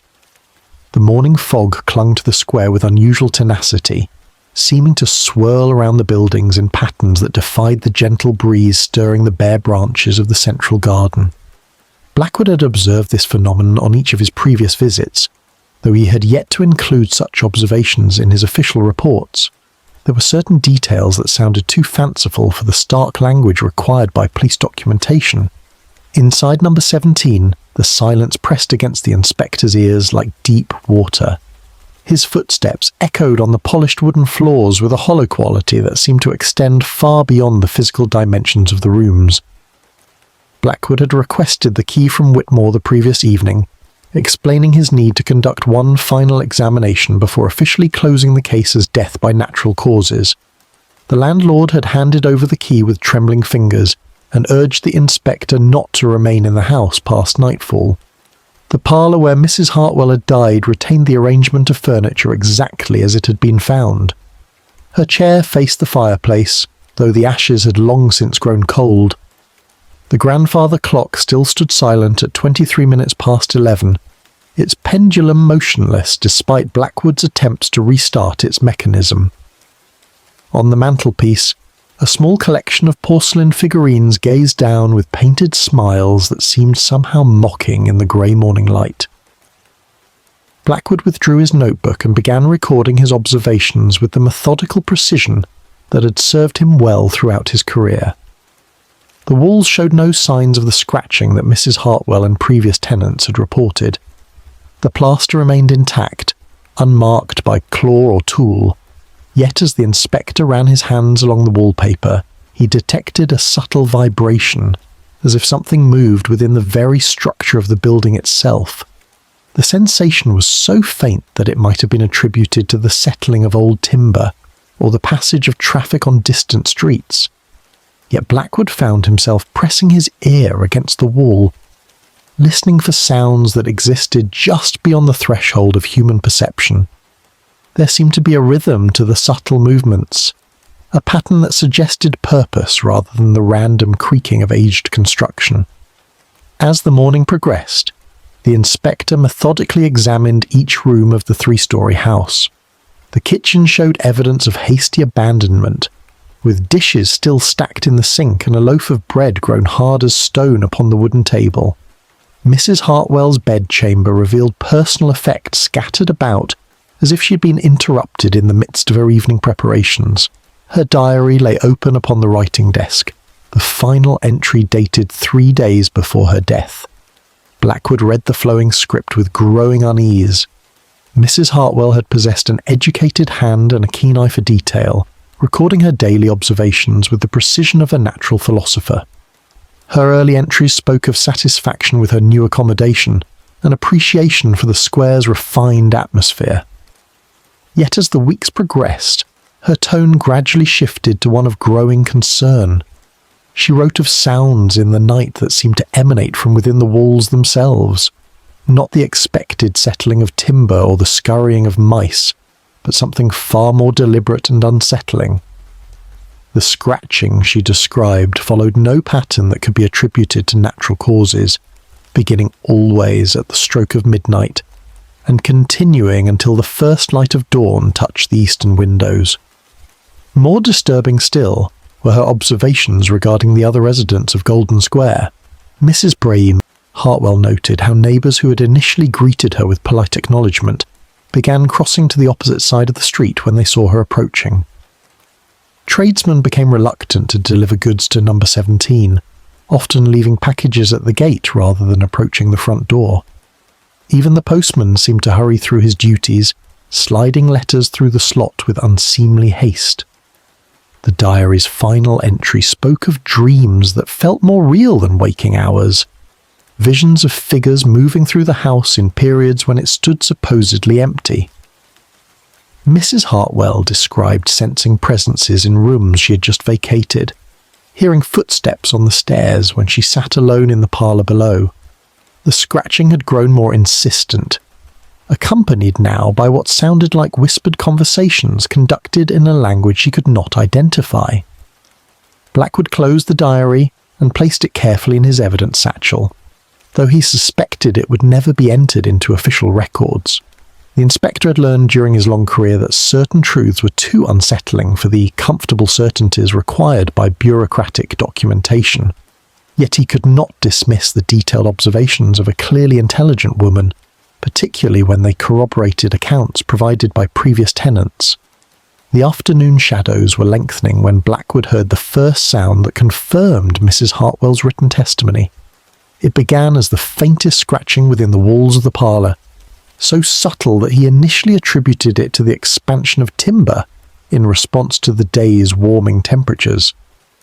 Yet as he listened with the trained attention of a man accustomed to detecting deception in witness statements, the sound revealed patterns too regular for natural causation. The scratching seemed to move through the walls in deliberate paths, following routes that corresponded to no logical arrangement of the building structure. It would begin near the fireplace, travel upward through the plaster, then move horizontally before descending again near the windows. The sound possessed an almost musical quality, rising and falling in rhythms that suggested communication rather than mere mechanical friction. Blackwood found himself following the sound through the house, pressing his ear against different walls as the scratching led him from room to room like an invisible guide. The phenomenon seemed to grow more pronounced as evening approached, as if whatever caused it drew strength from the gathering darkness. By the time the last daylight faded from the square's windows, the scratching had become clearly audible throughout the house, accompanied by other sounds that defied rational explanation. There were footsteps in empty rooms, doors opening and closing where no drafts could account for the movement, and beneath it all, a constant whispering that seemed to emanate from the very foundation stones of number 17. The voices spoke in languages that predated English, using cadences that suggested ritual purpose rather than casual conversation. Blackwood recognised fragments of Latin mixed with older tongues that might have been spoken by Britain's earliest inhabitants. As midnight approached, the inspector found himself seated in the same chair where Mrs. Hartwell had died, his service revolver drawn, though he suspected no earthly weapon would prove effective against whatever haunted Golden Square. The grandfather clock suddenly began chiming the hour, its mechanism somehow restored to function despite its long silence. Each bronze note seemed to reverberate through dimensions beyond the merely physical, calling forth responses from every corner of the ancient house. The temperature dropped with shocking suddenness, turning Blackwood's breath to visible vapour despite the closed windows and sealed doors. Frost began forming on the interior glass, creating patterns too complex and beautiful for random crystallization. The inspector watched in fascination as the ice formed images that resembled faces, hands reaching toward him from beyond the barrier of physical reality. In that moment of perfect midnight silence between the clock's final chime and whatever was to follow, Inspector Frederick Blackwood understood that Golden Square harboured secrets far older and more dangerous than any earthly crime. The morning would find him changed, another witness to truths that official reports could never adequately contain, another guardian of mysteries that London's gaslit streets were not yet ready to acknowledge. Chapter 7. The Watchers in the Walls. The morning of December the 3rd, 1874, brought no relief to Golden Square. Mrs. Adelaide Hartwell had not emerged from number 17 for 3 days, though the neighbours had seen her shadow passing behind the frost-etched windows at all hours, moving with the restless urgency of someone who dared not sleep. The milkman had left his bottles untouched upon her doorstep, their contents frozen solid in the bitter London air, while the postman crossed himself when delivering her correspondence, sliding the letters through the slot with trembling fingers. Inspector William Blackwood of Scotland Yard stood in the centre of the square that grey December morning, his breath forming small clouds as he surveyed the Georgian facades that surrounded him. The uniformed constables flanking him shifted nervously from foot to foot, their heavy woolen coats inadequate against the penetrating cold that seemed to emanate not from the winter air, but from the very stones beneath their feet. The fog hung low and thick, muffling the sounds of the awakening city beyond the square's iron boundaries, creating an island of silence in the heart of bustling Soho. The inspector had received Mrs. Hartwell's summons at 6:30 that morning, delivered by a street urchin, who claimed the lady had pressed a sovereign into his palm and begged him to fetch the police with utmost haste. The boy's eyes had been wide with terror as he stammered out his message, speaking of scratching sounds and whispered voices that seemed to follow him even after he had fled the square's confines. Blackwood had seen enough strange occurrences in his 20 years of service to take such reports seriously, particularly when they concerned Golden Square. The official records at Scotland Yard contained 7 separate incident reports dating back to 1868, each documenting unexplained disturbances at various addresses within the square. Tenants had fled in the middle of the night, abandoning furniture and personal effects, their lease deposits forfeit rather than endure another evening within those elegant Georgian walls. Landlords had struggled to maintain occupancy, often resorting to reduced rents and shorter lease terms, though even these inducements proved insufficient to retain residents for more than a few months at most. Mrs. Hartwell had proven more resilient than most, maintaining her tenancy at number 17 for nearly 8 months, before sending her desperate message to the authorities. She was a widow of middle years, her late husband having served as a clerk in the Colonial Office before succumbing to consumption the previous winter. The modest pension afforded her by his years of service had secured her the comfortable apartments in Golden Square, though the reduced rent should perhaps have served as warning enough. Blackwood approached the front door of number 17 with measured steps, noting the way his subordinates hung back near the square's central garden. The brass door knocker, fashioned in the shape of a lion's head, felt unnaturally cold beneath his gloved hand, the metal seeming to draw warmth from his fingers even through the thick wool. His knock echoed hollowly through the entrance hall beyond, followed by a silence so complete it pressed against his eardrums like physical weight.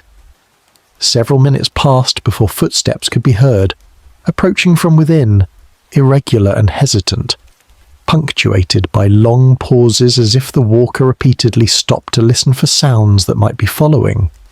The key turned in the lock with unusual difficulty, scraping against the mechanism with sharp metallic protests that set Blackwood's teeth on edge. When the door finally opened, Mrs. Adelaide Hartwell stood framed in the darkened doorway like a figure emerging from a tomb. The change in her appearance shocked even the seasoned inspector. Her once neat grey hair hung in dishevelled strands around a face that had aged a decade in the span of days. Dark circles ringed her eyes, which darted constantly toward the shadows that gathered in the corners of her entrance hall, while her hands trembled with a palsy that spoke of exhaustion and sustained terror.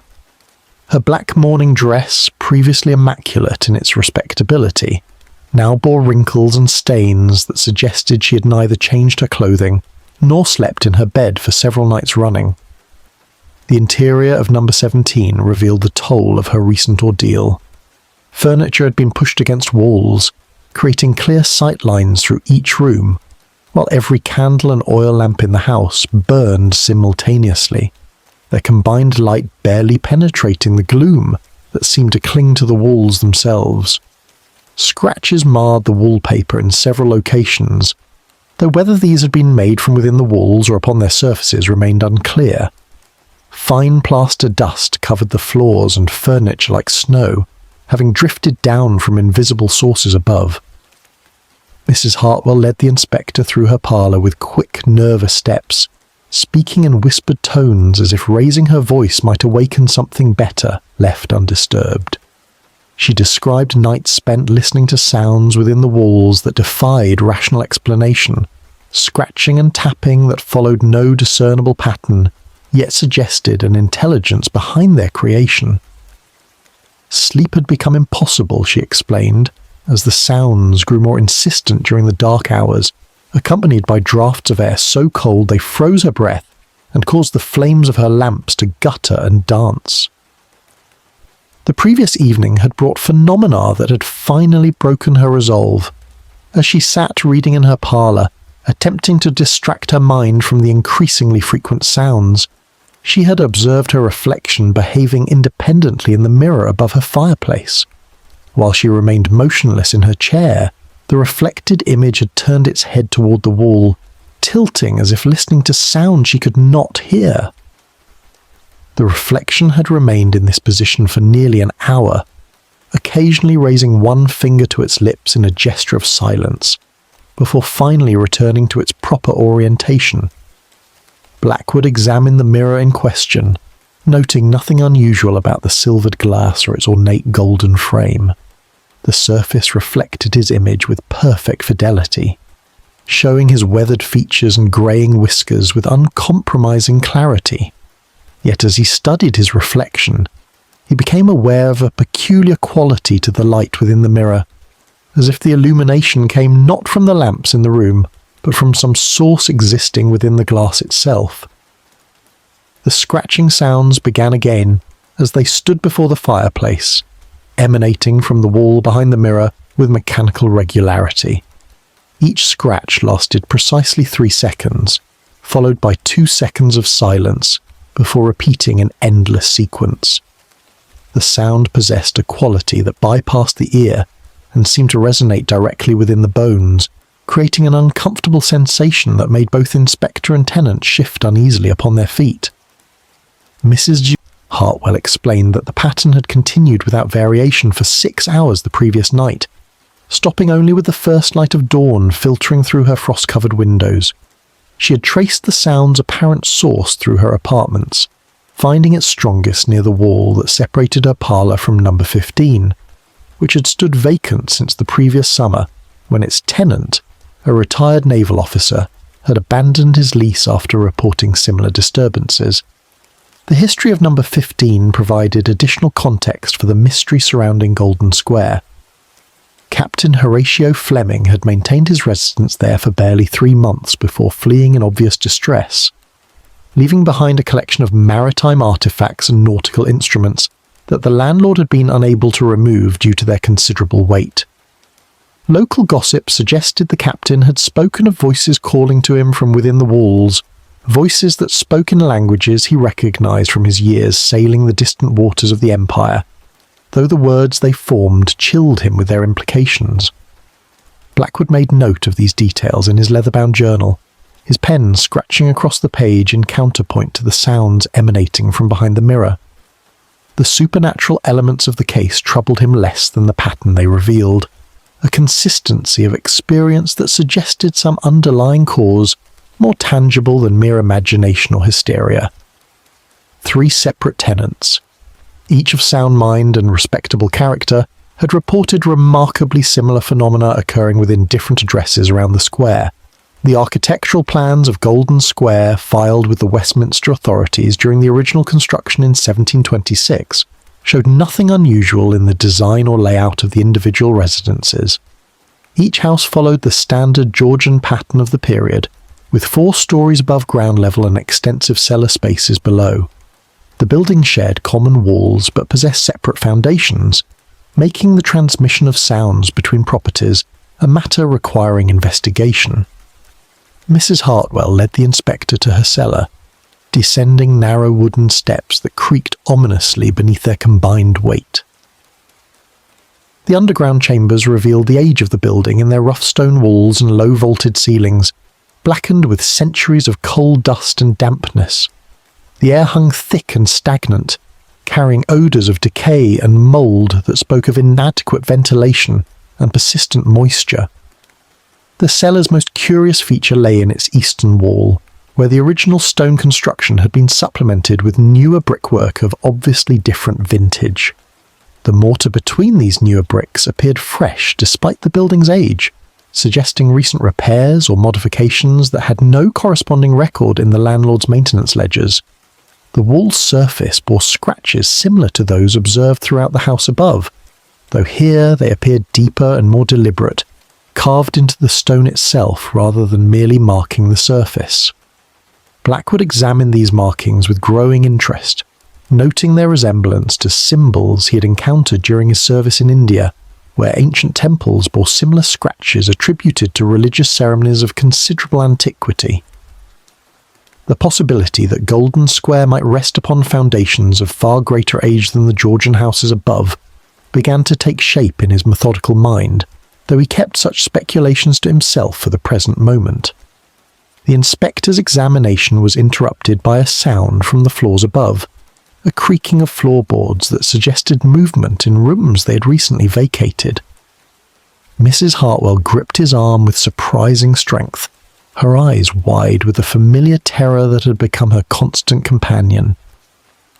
The creaking continued in a measured pattern, as if someone walked the length of each room before proceeding to the next, conducting a systematic search of the premises. They climbed the stairs in silence, following the sounds of movement as they progressed through the house above. Each room they entered showed signs of recent disturbance, with furniture slightly displaced from its previous positions, and the accumulated dust stirred into small swirling patterns that caught the lamplight like dancing spirits. The phenomena defied rational explanation, while remaining tantalizingly just beyond the reach of direct observation. The investigation of Golden Square's mysteries would require resources beyond those available to a single inspector, Blackwood realised as the afternoon shadows lengthened across Mrs. Hartwell's parlour. The case demanded consultation with experts in fields ranging from architectural history to ecclesiastical scholarship, men who might recognise the significance of symbols carved in cellar walls and explain the acoustic properties that allowed sounds to travel through solid stone with such disturbing clarity. As evening approached and the winter darkness gathered around the square's iron railings, the sounds within number 17 began to intensify, preparing for another night of relentless scratching and whispered voices that would drive sleep from Mrs. Hartwell's weary mind. Chapter 8. The Physician's Terrible Discovery. The morning of November 15th brought no relief to the residents of Golden Square. Dr. Edmund Blackthorne arrived at precisely 8:30, his leather medical bag weighing heavy in his gloved hand as he approached the now infamous number 17. The November air carried the acrid scent of coal smoke and something else, something that reminded him unpleasantly of the anatomical theatre at Guy's Hospital where he had trained decades earlier. Mrs. Adelaide Hartwell had not answered her door for 3 days. The milk bottles accumulated on her front step like ceramic sentinels, their contents having long since soured in the unseasonable cold. Her neighbour, Mrs. Pemberton from number 15, had grown concerned enough to contact the authorities, though the local constabulary showed a marked reluctance to investigate matters pertaining to Golden Square after dark. Dr. Blackthorne possessed a rational mind shaped by 30 years of medical practice throughout London's most challenging districts. He had attended births in the fetid tenements of Whitechapel, tended cholera victims during the outbreak of 1854, and maintained his composure through countless encounters with human suffering.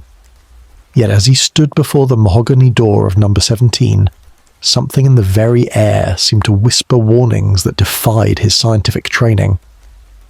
The brass knocker, tarnished green with age, produced a hollow sound that seemed to echo far too long within the house. No response came from within, though Dr. Blackthorne could have sworn he detected the faint sound of movement, a shuffling, deliberate pace that moved from room to room just beyond the threshold. He knocked again, calling out Mrs. Hartwell's name in the authoritative tone that had served him well in calming frightened patients. The silence that followed felt thick and oppressive, as though the very walls of the building were holding their breath. Dr. Blackthorne withdrew a set of skeleton keys from his waistcoat, tools of his trade that had gained him entrance to countless homes where medical emergencies demanded swift action. The lock turned with surprising ease, and the door swung inward on hinges that groaned like living things in pain. The interior of the house struck him immediately with its unnatural coldness. Despite the presence of coal in the grates and oil in the lamps, the temperature seemed to have dropped well below that of the street outside. His breath formed small clouds as he called out once more, his voice disappearing into the maze of corridors and rooms that stretched before him. The parlour where Mrs. Hartwell customarily received visitors appeared undisturbed at first glance. The furniture remained in its proper positions. The Persian rug lay flat against the polished floorboards, and the porcelain figurines on the mantelpiece stood in their accustomed array. Yet something fundamental had changed in the room's atmosphere. A quality of wrongness that Dr. Blackthorne's medical training had taught him to recognise as surely as he might detect the onset of fever or the presence of infection. The wallpaper bore strange marks that had not been present during his previous visit to tend Mrs. Hartwell's recurring bronchial condition. Long scratches ran in parallel lines from floor to ceiling, as though enormous claws had raked down the walls in systematic patterns. The plaster beneath showed through in places, revealing the wooden laths that formed the skeleton of the house's construction. Dr. Blackthorne approached the marks with the methodical care he brought to all medical examinations. The scratches appeared to have been made from within the walls themselves, an impossibility that challenged everything he understood about the physical world. The wood showed clear signs of gouging, yet no tool or animal he could imagine would create such precise, deliberate patterns while working from the interior of a solid wall. A sound from the floor above interrupted his investigation, the unmistakable creak of footsteps moving across wooden boards. Mrs. Hartwell, despite her failure to answer the door, was apparently at home and mobile. Dr. Blackthorne made his way toward the staircase, noting as he climbed that the temperature seemed to drop with each step he ascended. The first floor landing stretched before him in a corridor lined with closed doors. Family portraits watched from their gilt frames with eyes that seemed to track his movement through the dim light filtering through dust-covered windows. The footsteps had ceased, but Dr. Blackthorne could sense a presence nearby. The peculiar awareness that comes when one is being observed by unseen eyes. He knocked softly on the first door, identifying himself as Mrs. Hartwell's physician and requesting permission to enter. The silence that greeted him carried an almost physical weight, pressing against his chest like a hand made of ice. The door handle turned beneath his touch, and he stepped into what had once been an elegant bedroom. Mrs. Hartwell sat in a chair beside the window, her back to the door and her gaze fixed on the frosted glass that looked out over the square. She appeared perfectly composed, her grey hair arranged in its customary style, and her day dress properly buttoned despite the early hour. Yet something in her absolute stillness sent a chill through Dr. Blackthorne's professional composure. He spoke her name gently, approaching from the side to avoid startling her. The morning light revealed her profile in sharp detail, the familiar lines of age, the determined set of her jaw that had seen her through decades of widowhood. But her eyes held an expression he had never encountered in 30 years of medical practice, a look of such profound terror that it seemed to have crystallized into permanent paralysis. Mrs. Hartwell's lips moved almost imperceptibly, forming words that barely qualified as whispers. Dr. Blackthorne leaned closer, his medical training overriding the instinctive revulsion that rose in his throat as he detected the scent that seemed to emanate from her person. The sweet, cloying odour of decay that he associated with the morgue rather than the living. The words she repeated formed a pattern that defied comprehension. Names, perhaps, or fragments of some ancient language that predated the civilized world. Her fingers clutched the arms of her chair with such intensity that the wood bore the impressions of her grip. Yet she appeared unaware of Dr. Blackthorne's presence despite his proximity. A careful examination revealed pupils dilated beyond any normal response to light, skin cold to the touch, despite the maintenance of a pulse, and breathing so shallow as to be nearly undetectable. Mrs. Hartwell exhibited all the symptoms of profound shock, yet she had been discovered in this condition after 3 days without apparent food or water, a physiological impossibility that challenged everything Dr. Blackthorne understood about human survival. The walls of the bedroom bore the same strange scratches that had marked the parlour below, though here the pattern seemed more elaborate and purposeful. They formed shapes that suggested meaning without quite resolving into recognisable symbols, geometric forms that hurt the eyes to follow and seemed to shift position when viewed peripherally. Dr. Blackthorne withdrew his notebook and began recording his observations with the methodical precision that had served him throughout his career. The temperature in the room, the patient's vital signs, the unusual environmental factors, all demanded documentation despite their apparent impossibility. Yet as he wrote, his handwriting began to deteriorate, the letters becoming increasingly erratic as though his fingers were losing their ability to form coherent script.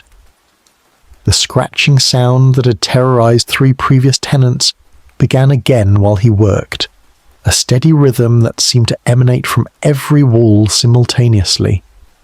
The sound possessed an almost musical quality, as though some vast instrument were being played within the very structure of the building.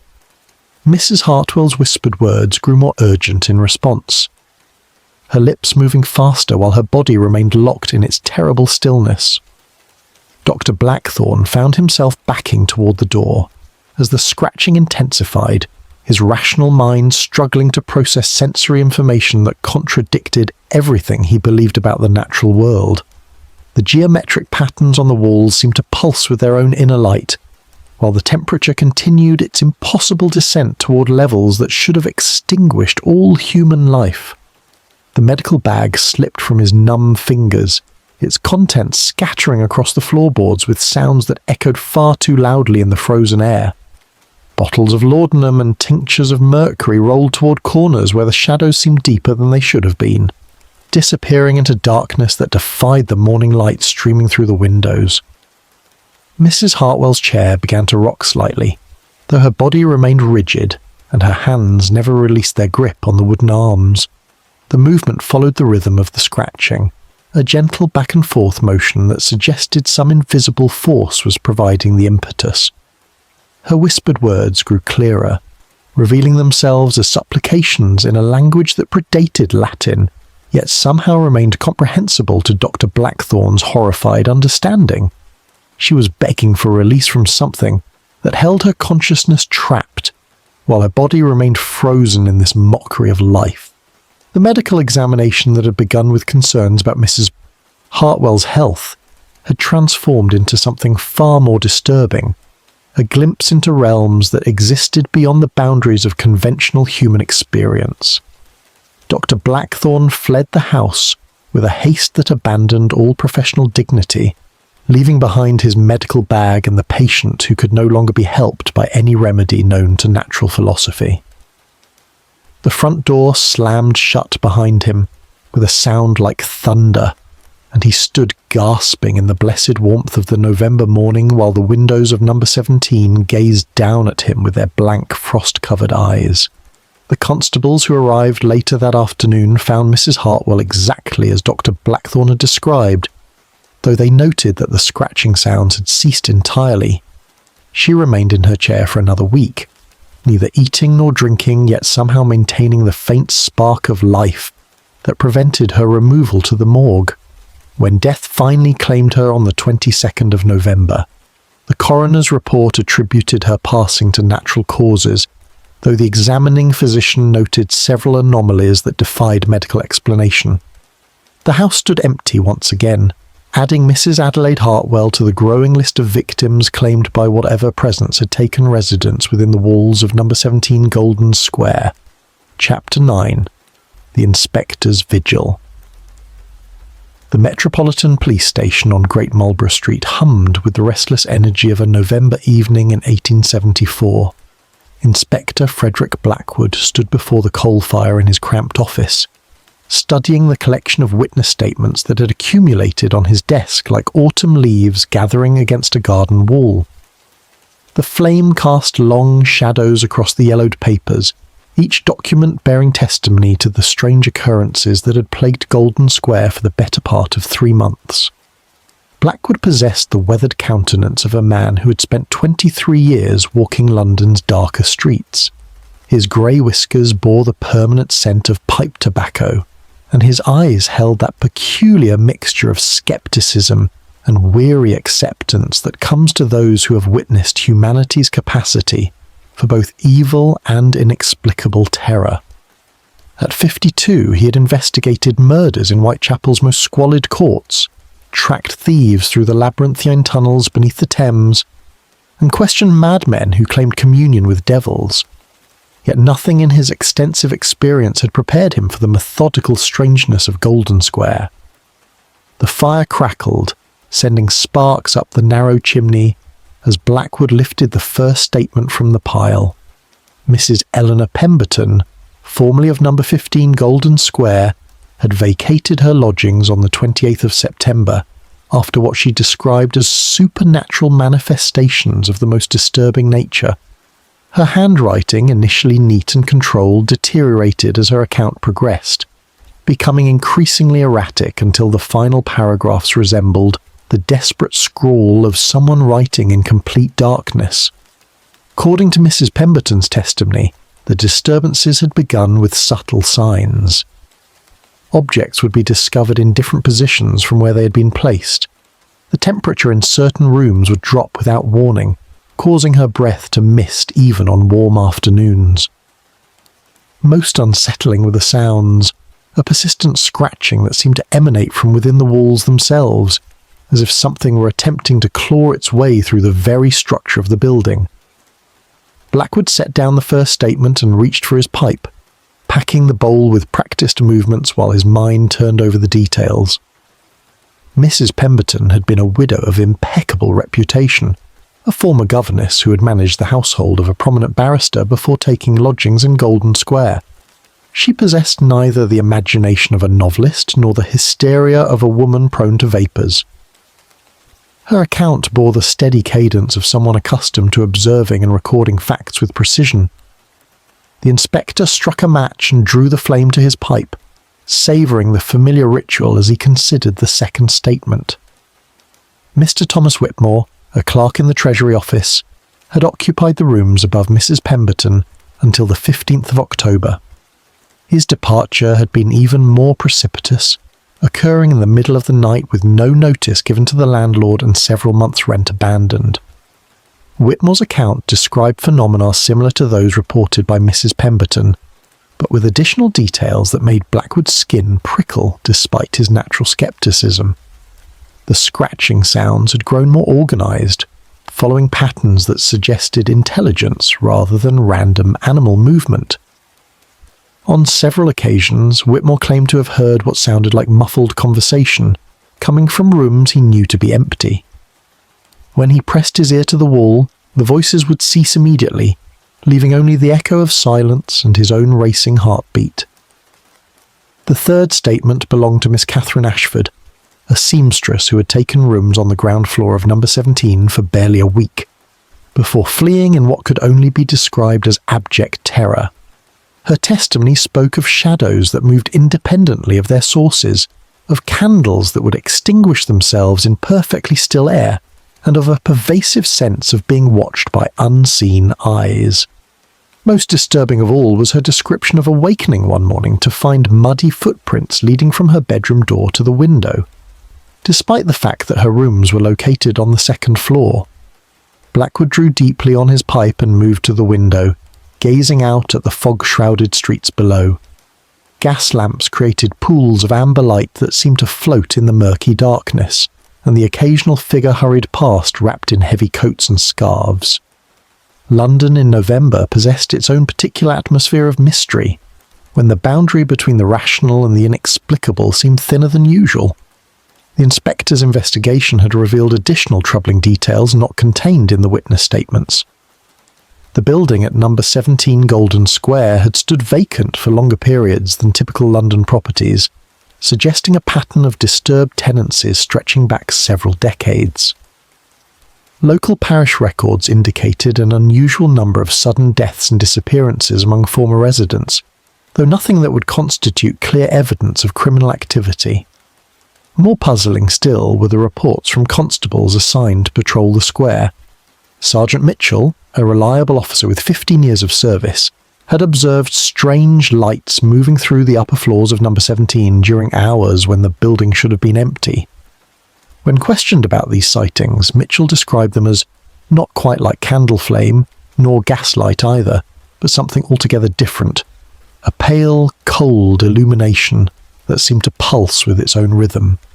Blackwood had personally examined the interior of number 17 on 3 separate occasions, finding nothing more sinister than dust-covered furniture and the musty smell of disuse.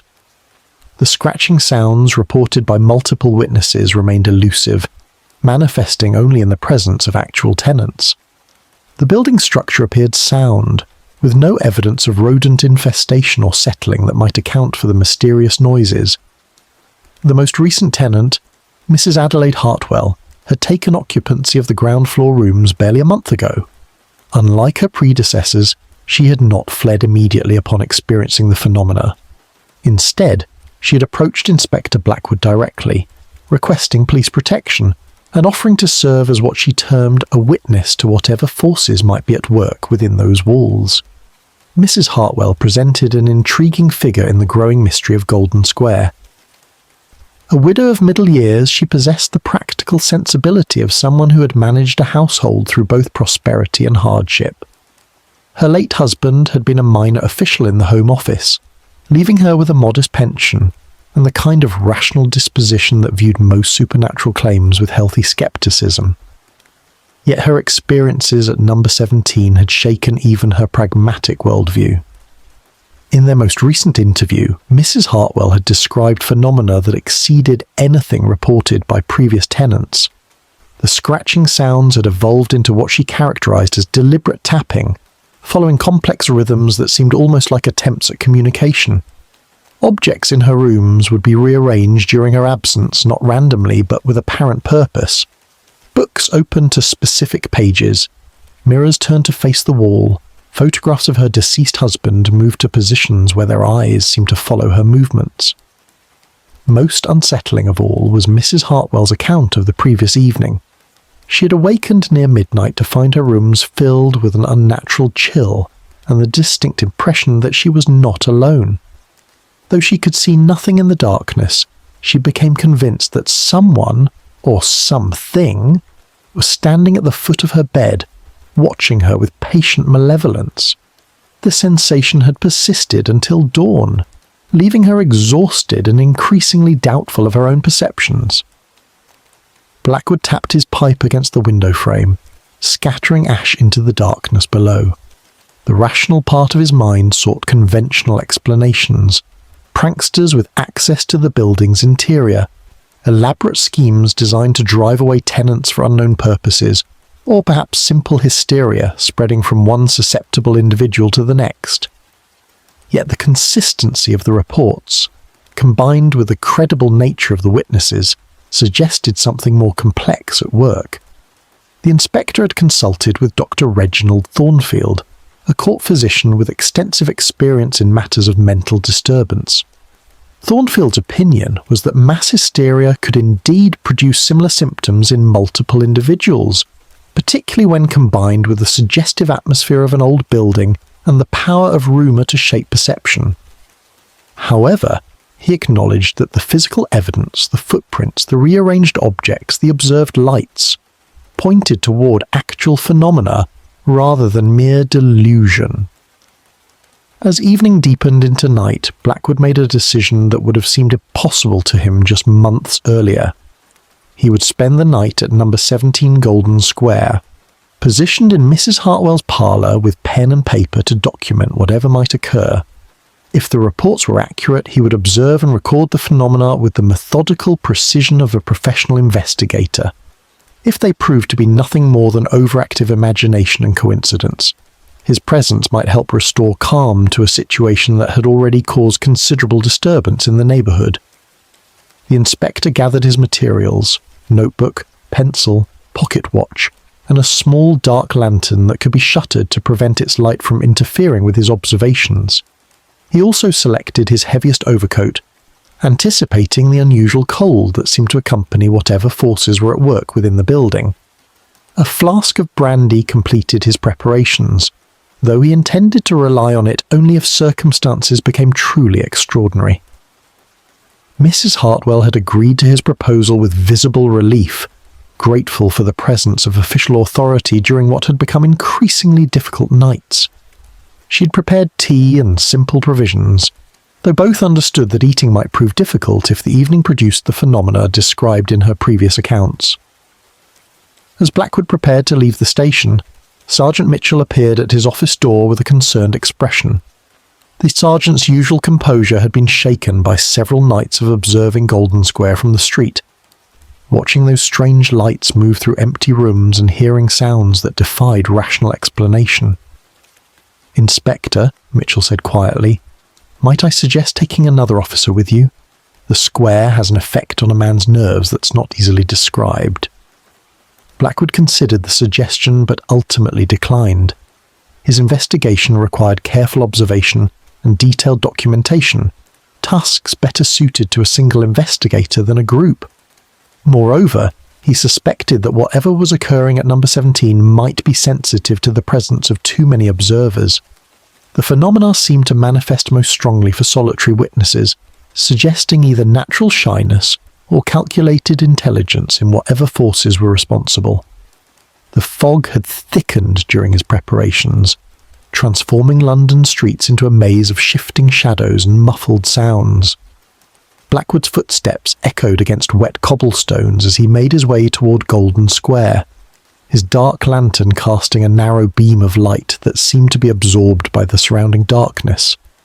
The familiar sounds of evening, horses' hooves, distant voices, the rumble of carriage wheels, seemed oddly distant and dreamlike. Golden Square materialized from the fog like something from a half-remembered nightmare. The elegant Georgian facades stood silent and imposing, their windows reflecting the inspector's lantern light like watching eyes. Number 17 rose before him, its door painted black and bearing the brass numbers that had become synonymous with London's most perplexing mystery. Mrs. Hartwell's windows glowed warmly in the ground floor, offering the only sign of human habitation in the entire square. Inspector Blackwood paused before the door, his hand resting on the cold brass handle, and prepared to enter what would prove to be the longest night of his professional career. Chapter 10. The Last Tenant. The winter of 1875 arrived early in London, bringing with it a bitter cold that seemed to seep through brick and mortar with unnatural persistence. Golden Square lay shrouded in perpetual fog, the Georgian townhouses standing like silent sentinels against the grey December sky. Number 17 remained empty, its windows dark and lifeless, though neighbours reported strange lights flickering behind the frost-covered glass during the deepest hours of night. Mrs. Brake. Adelaide Hartwell had lasted longer than most. 3 months in the cursed dwelling before the scratching finally drove her to flee. She had packed her belongings in trembling haste on a fog-bound morning in February, leaving behind only a hastily scrawled note for the landlord. "The house remembers too much. Let it remember alone." The property stood vacant through the spring and summer months, gathering dust and decay, while estate agents struggled to find new tenants. Word of the hauntings had spread through London society like wildfire, whispered in drawing rooms and debated in gentlemen's clubs. The Times had published a brief article questioning whether modern superstition had finally claimed victory over rational progress, though they stopped short of naming Golden Square directly. By autumn, the asking price had dropped to a mere fraction of its original worth. Still, potential tenants would arrive with enthusiasm, only to depart within hours, claiming the rooms felt oppressive or that they had heard unnatural sounds emanating from the walls. One prospective renter, a retired military officer named Colonel Pemberton, had lasted precisely 47 minutes before emerging pale and shaken, muttering about whispers in languages that belonged to no Christian nation. It was during this period of abandonment that Mr. Reginald Blackwood first encountered the mystery of number 17.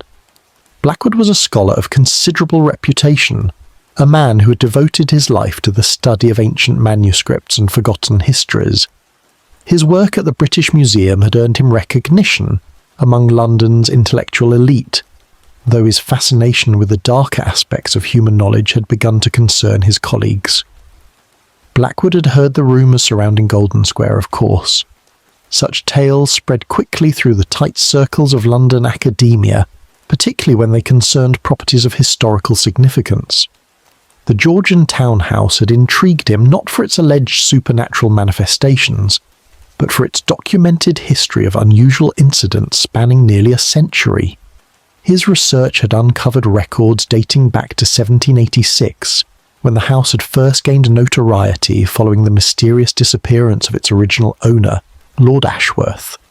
The nobleman had vanished without trace one November evening, leaving behind only a study filled with arcane texts and a series of journals detailing his correspondence with learned men of the Eastern traditions.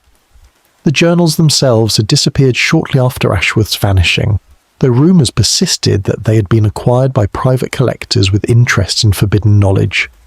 Subsequent owners had reported similar phenomena throughout the decades: unexplained sounds, sudden temperature drops, and the persistent sensation of being observed by unseen presences. Most disturbing were the recurring reports of scratching sounds emanating from within the walls themselves, accompanied by whispered voices speaking in what witnesses described as ancient tongues. Blackwood's scholarly instincts were thoroughly aroused by these accounts. He had spent years studying similar cases across Europe, documenting instances where properties seemed to retain imprints of traumatic or significant events. His published papers on the subject had earned him both acclaim and criticism from his peers, with some dismissing his work as pseudo-scholarship dressed in academic robes. The opportunity to investigate Golden Square first-hand proved irresistible. In October of 1875, Blackwood negotiated a lease agreement with the increasingly desperate property owner, securing residence at number 17 for a period of 6 months. His colleagues at the museum warned against the endeavour, citing concerns for both his professional reputation and personal safety. But Blackwood remained unmoved by their objections. He moved into the townhouse on the first day of November, arriving with several trunks of books and research materials. The previous tenant, Mrs. Hartwell, had left the furniture in place, though dust covers shrouded most surfaces like burial shrouds. The grandfather clock in the parlour had indeed stopped at 23 minutes past 11, its pendulum hanging motionless despite Blackwood's attempts to restart the mechanism. The first week passed without incident. Blackwood established a routine of sorts, spending his days cataloguing the house's architectural features and researching its ownership history at various London archives. His evenings were devoted to reading, often by candlelight in the very parlour where Mrs. Hartwell had experienced her final terrifying encounter. On the 8th night of his residence, Blackwood heard the scratching for the first time. He had been reading Herodotus by the parlour fireplace when the sound began, faint at first, barely audible above the crackling of burning coal. The noise seemed to emanate from somewhere within the eastern wall, a rhythmic scraping that suggested deliberate purpose rather than random occurrence.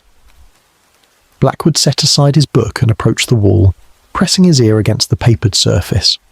The scratching stopped immediately, replaced by a silence so profound it seemed to press against his eardrums. He remained motionless for several minutes, hardly daring to breathe before returning to his chair. The moment he reopened his book, the scratching resumed, louder and more insistent than before. This pattern continued for nearly an hour, silence when he approached the wall, renewed activity when he attempted to ignore it. Finally, Blackwood abandoned his reading entirely and retired to his bedroom, though sleep proved elusive as the scratching seemed to follow him through the house, moving from wall to wall like some restless presence mapping the dwelling's interior. The following days brought increasingly disturbing phenomena.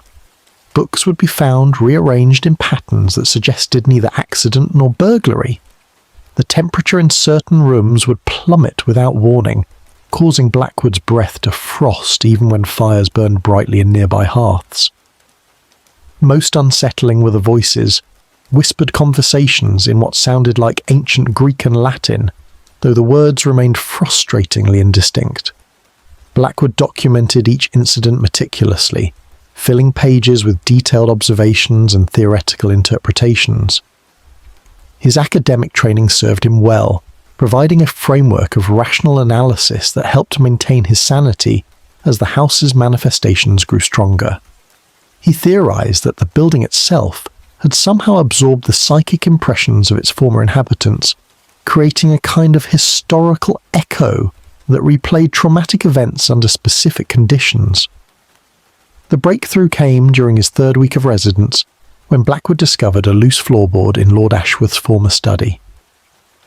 Beneath the board lay a leather-bound journal, wrapped in oiled cloth and preserved despite nearly a century of concealment.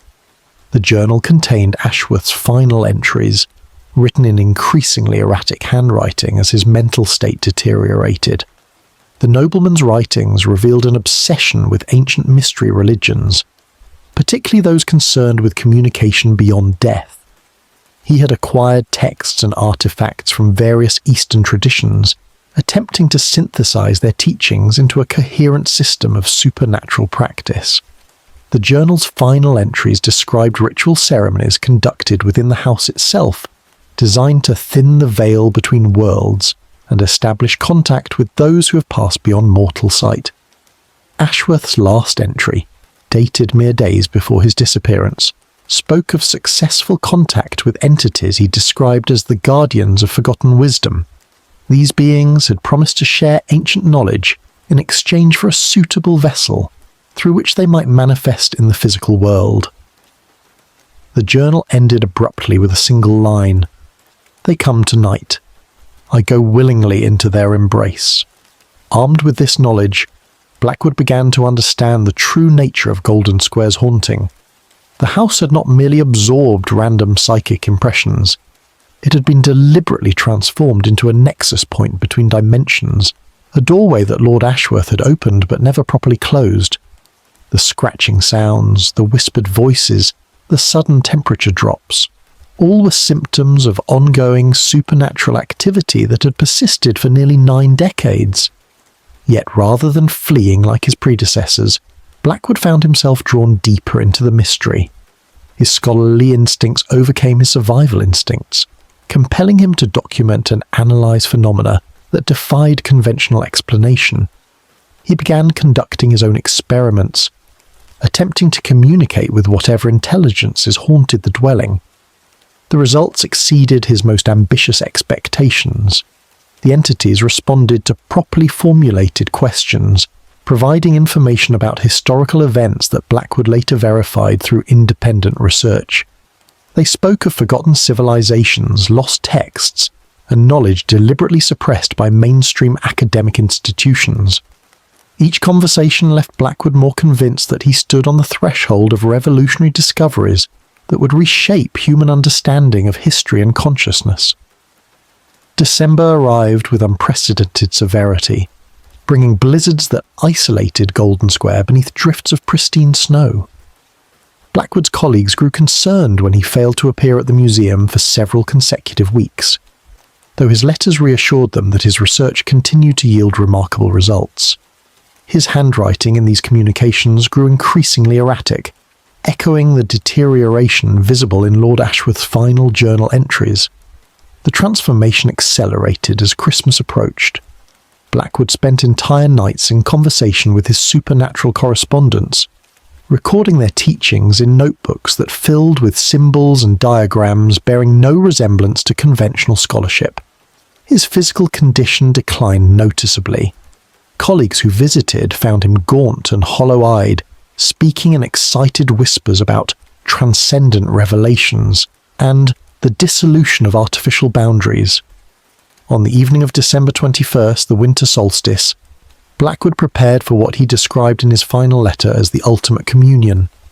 He had arranged the parlour according to specifications provided by his otherworldly advisors, creating geometric patterns with salt and ash while surrounding himself with candles and incense. The ritual was designed to achieve complete union with the entities that had claimed Lord Ashworth nearly a century earlier. His landlord discovered the house empty 3 days later, concerned by reports of strange lights and unnatural sounds emanating from number 17. Blackwood's belongings remained undisturbed, his research materials carefully organised on desk and shelves. The only signs of disturbance were the ritual circle still drawn upon the parlour floor, and a single sheet of paper bearing a message in Blackwood's deteriorating handwriting. The guardians keep their promises. Knowledge comes at a price willingly paid. The authorities conducted a thorough investigation, though they found no evidence of violence or forced entry. Reginald Blackwood had simply vanished, leaving behind only his research notes and the persistent mystery of what had transpired during his final night at Golden Square. His work was quietly archived by the British Museum, though access was restricted to senior scholars who could demonstrate legitimate academic necessity. Following Blackwood's disappearance, number 17 Golden Square gained a reputation that transcended mere local superstition. The property became known throughout London's intellectual circles as a place where ambitious scholars went to pursue forbidden knowledge, never to return. Estate agents stopped attempting to lease the dwelling, while the surrounding neighbourhood gradually adapted to living beside an empty house that somehow never seemed truly vacant. The Georgian townhouse stands empty still, its windows dark behind perpetually drawn curtains. Yet neighbours continue to report flickering lights during winter storms, while the scratching sounds persist for those brave or foolish enough to listen at midnight. The grandfather clock remains stopped at 23 minutes past 11, marking the moment when time itself seemed to pause within those haunted walls. Modern investigators have occasionally attempted to solve the mystery of Golden Square, though few remain long enough to complete their research. The house seems to attract a particular type of individual, scholars and antiquarians drawn by the promise of hidden knowledge, seekers who disappear one by one into whatever lies beyond the veil that Lord Ashworth first lifted so many years ago. The truth remains buried beneath layers of speculation and superstition, though certain facts endure. 3 men of learning have vanished from number 17 across the centuries, leaving behind only their research and their questions. The house remembers each of them, preserving their presence in whispered conversations and midnight scratching sounds that echo through rooms where time itself has become negotiable. The candle burned low in the empty parlour, casting final shadows across walls that held too many secrets. The grandfather clock maintained its vigil over silence that stretched back nearly a century, while frost gathered on windows that had witnessed the passage of scholars into realms beyond mortal comprehension. And history, patient and eternal, turned another page in the darkness of Golden Square, waiting for the next seeker to discover what knowledge truly costs.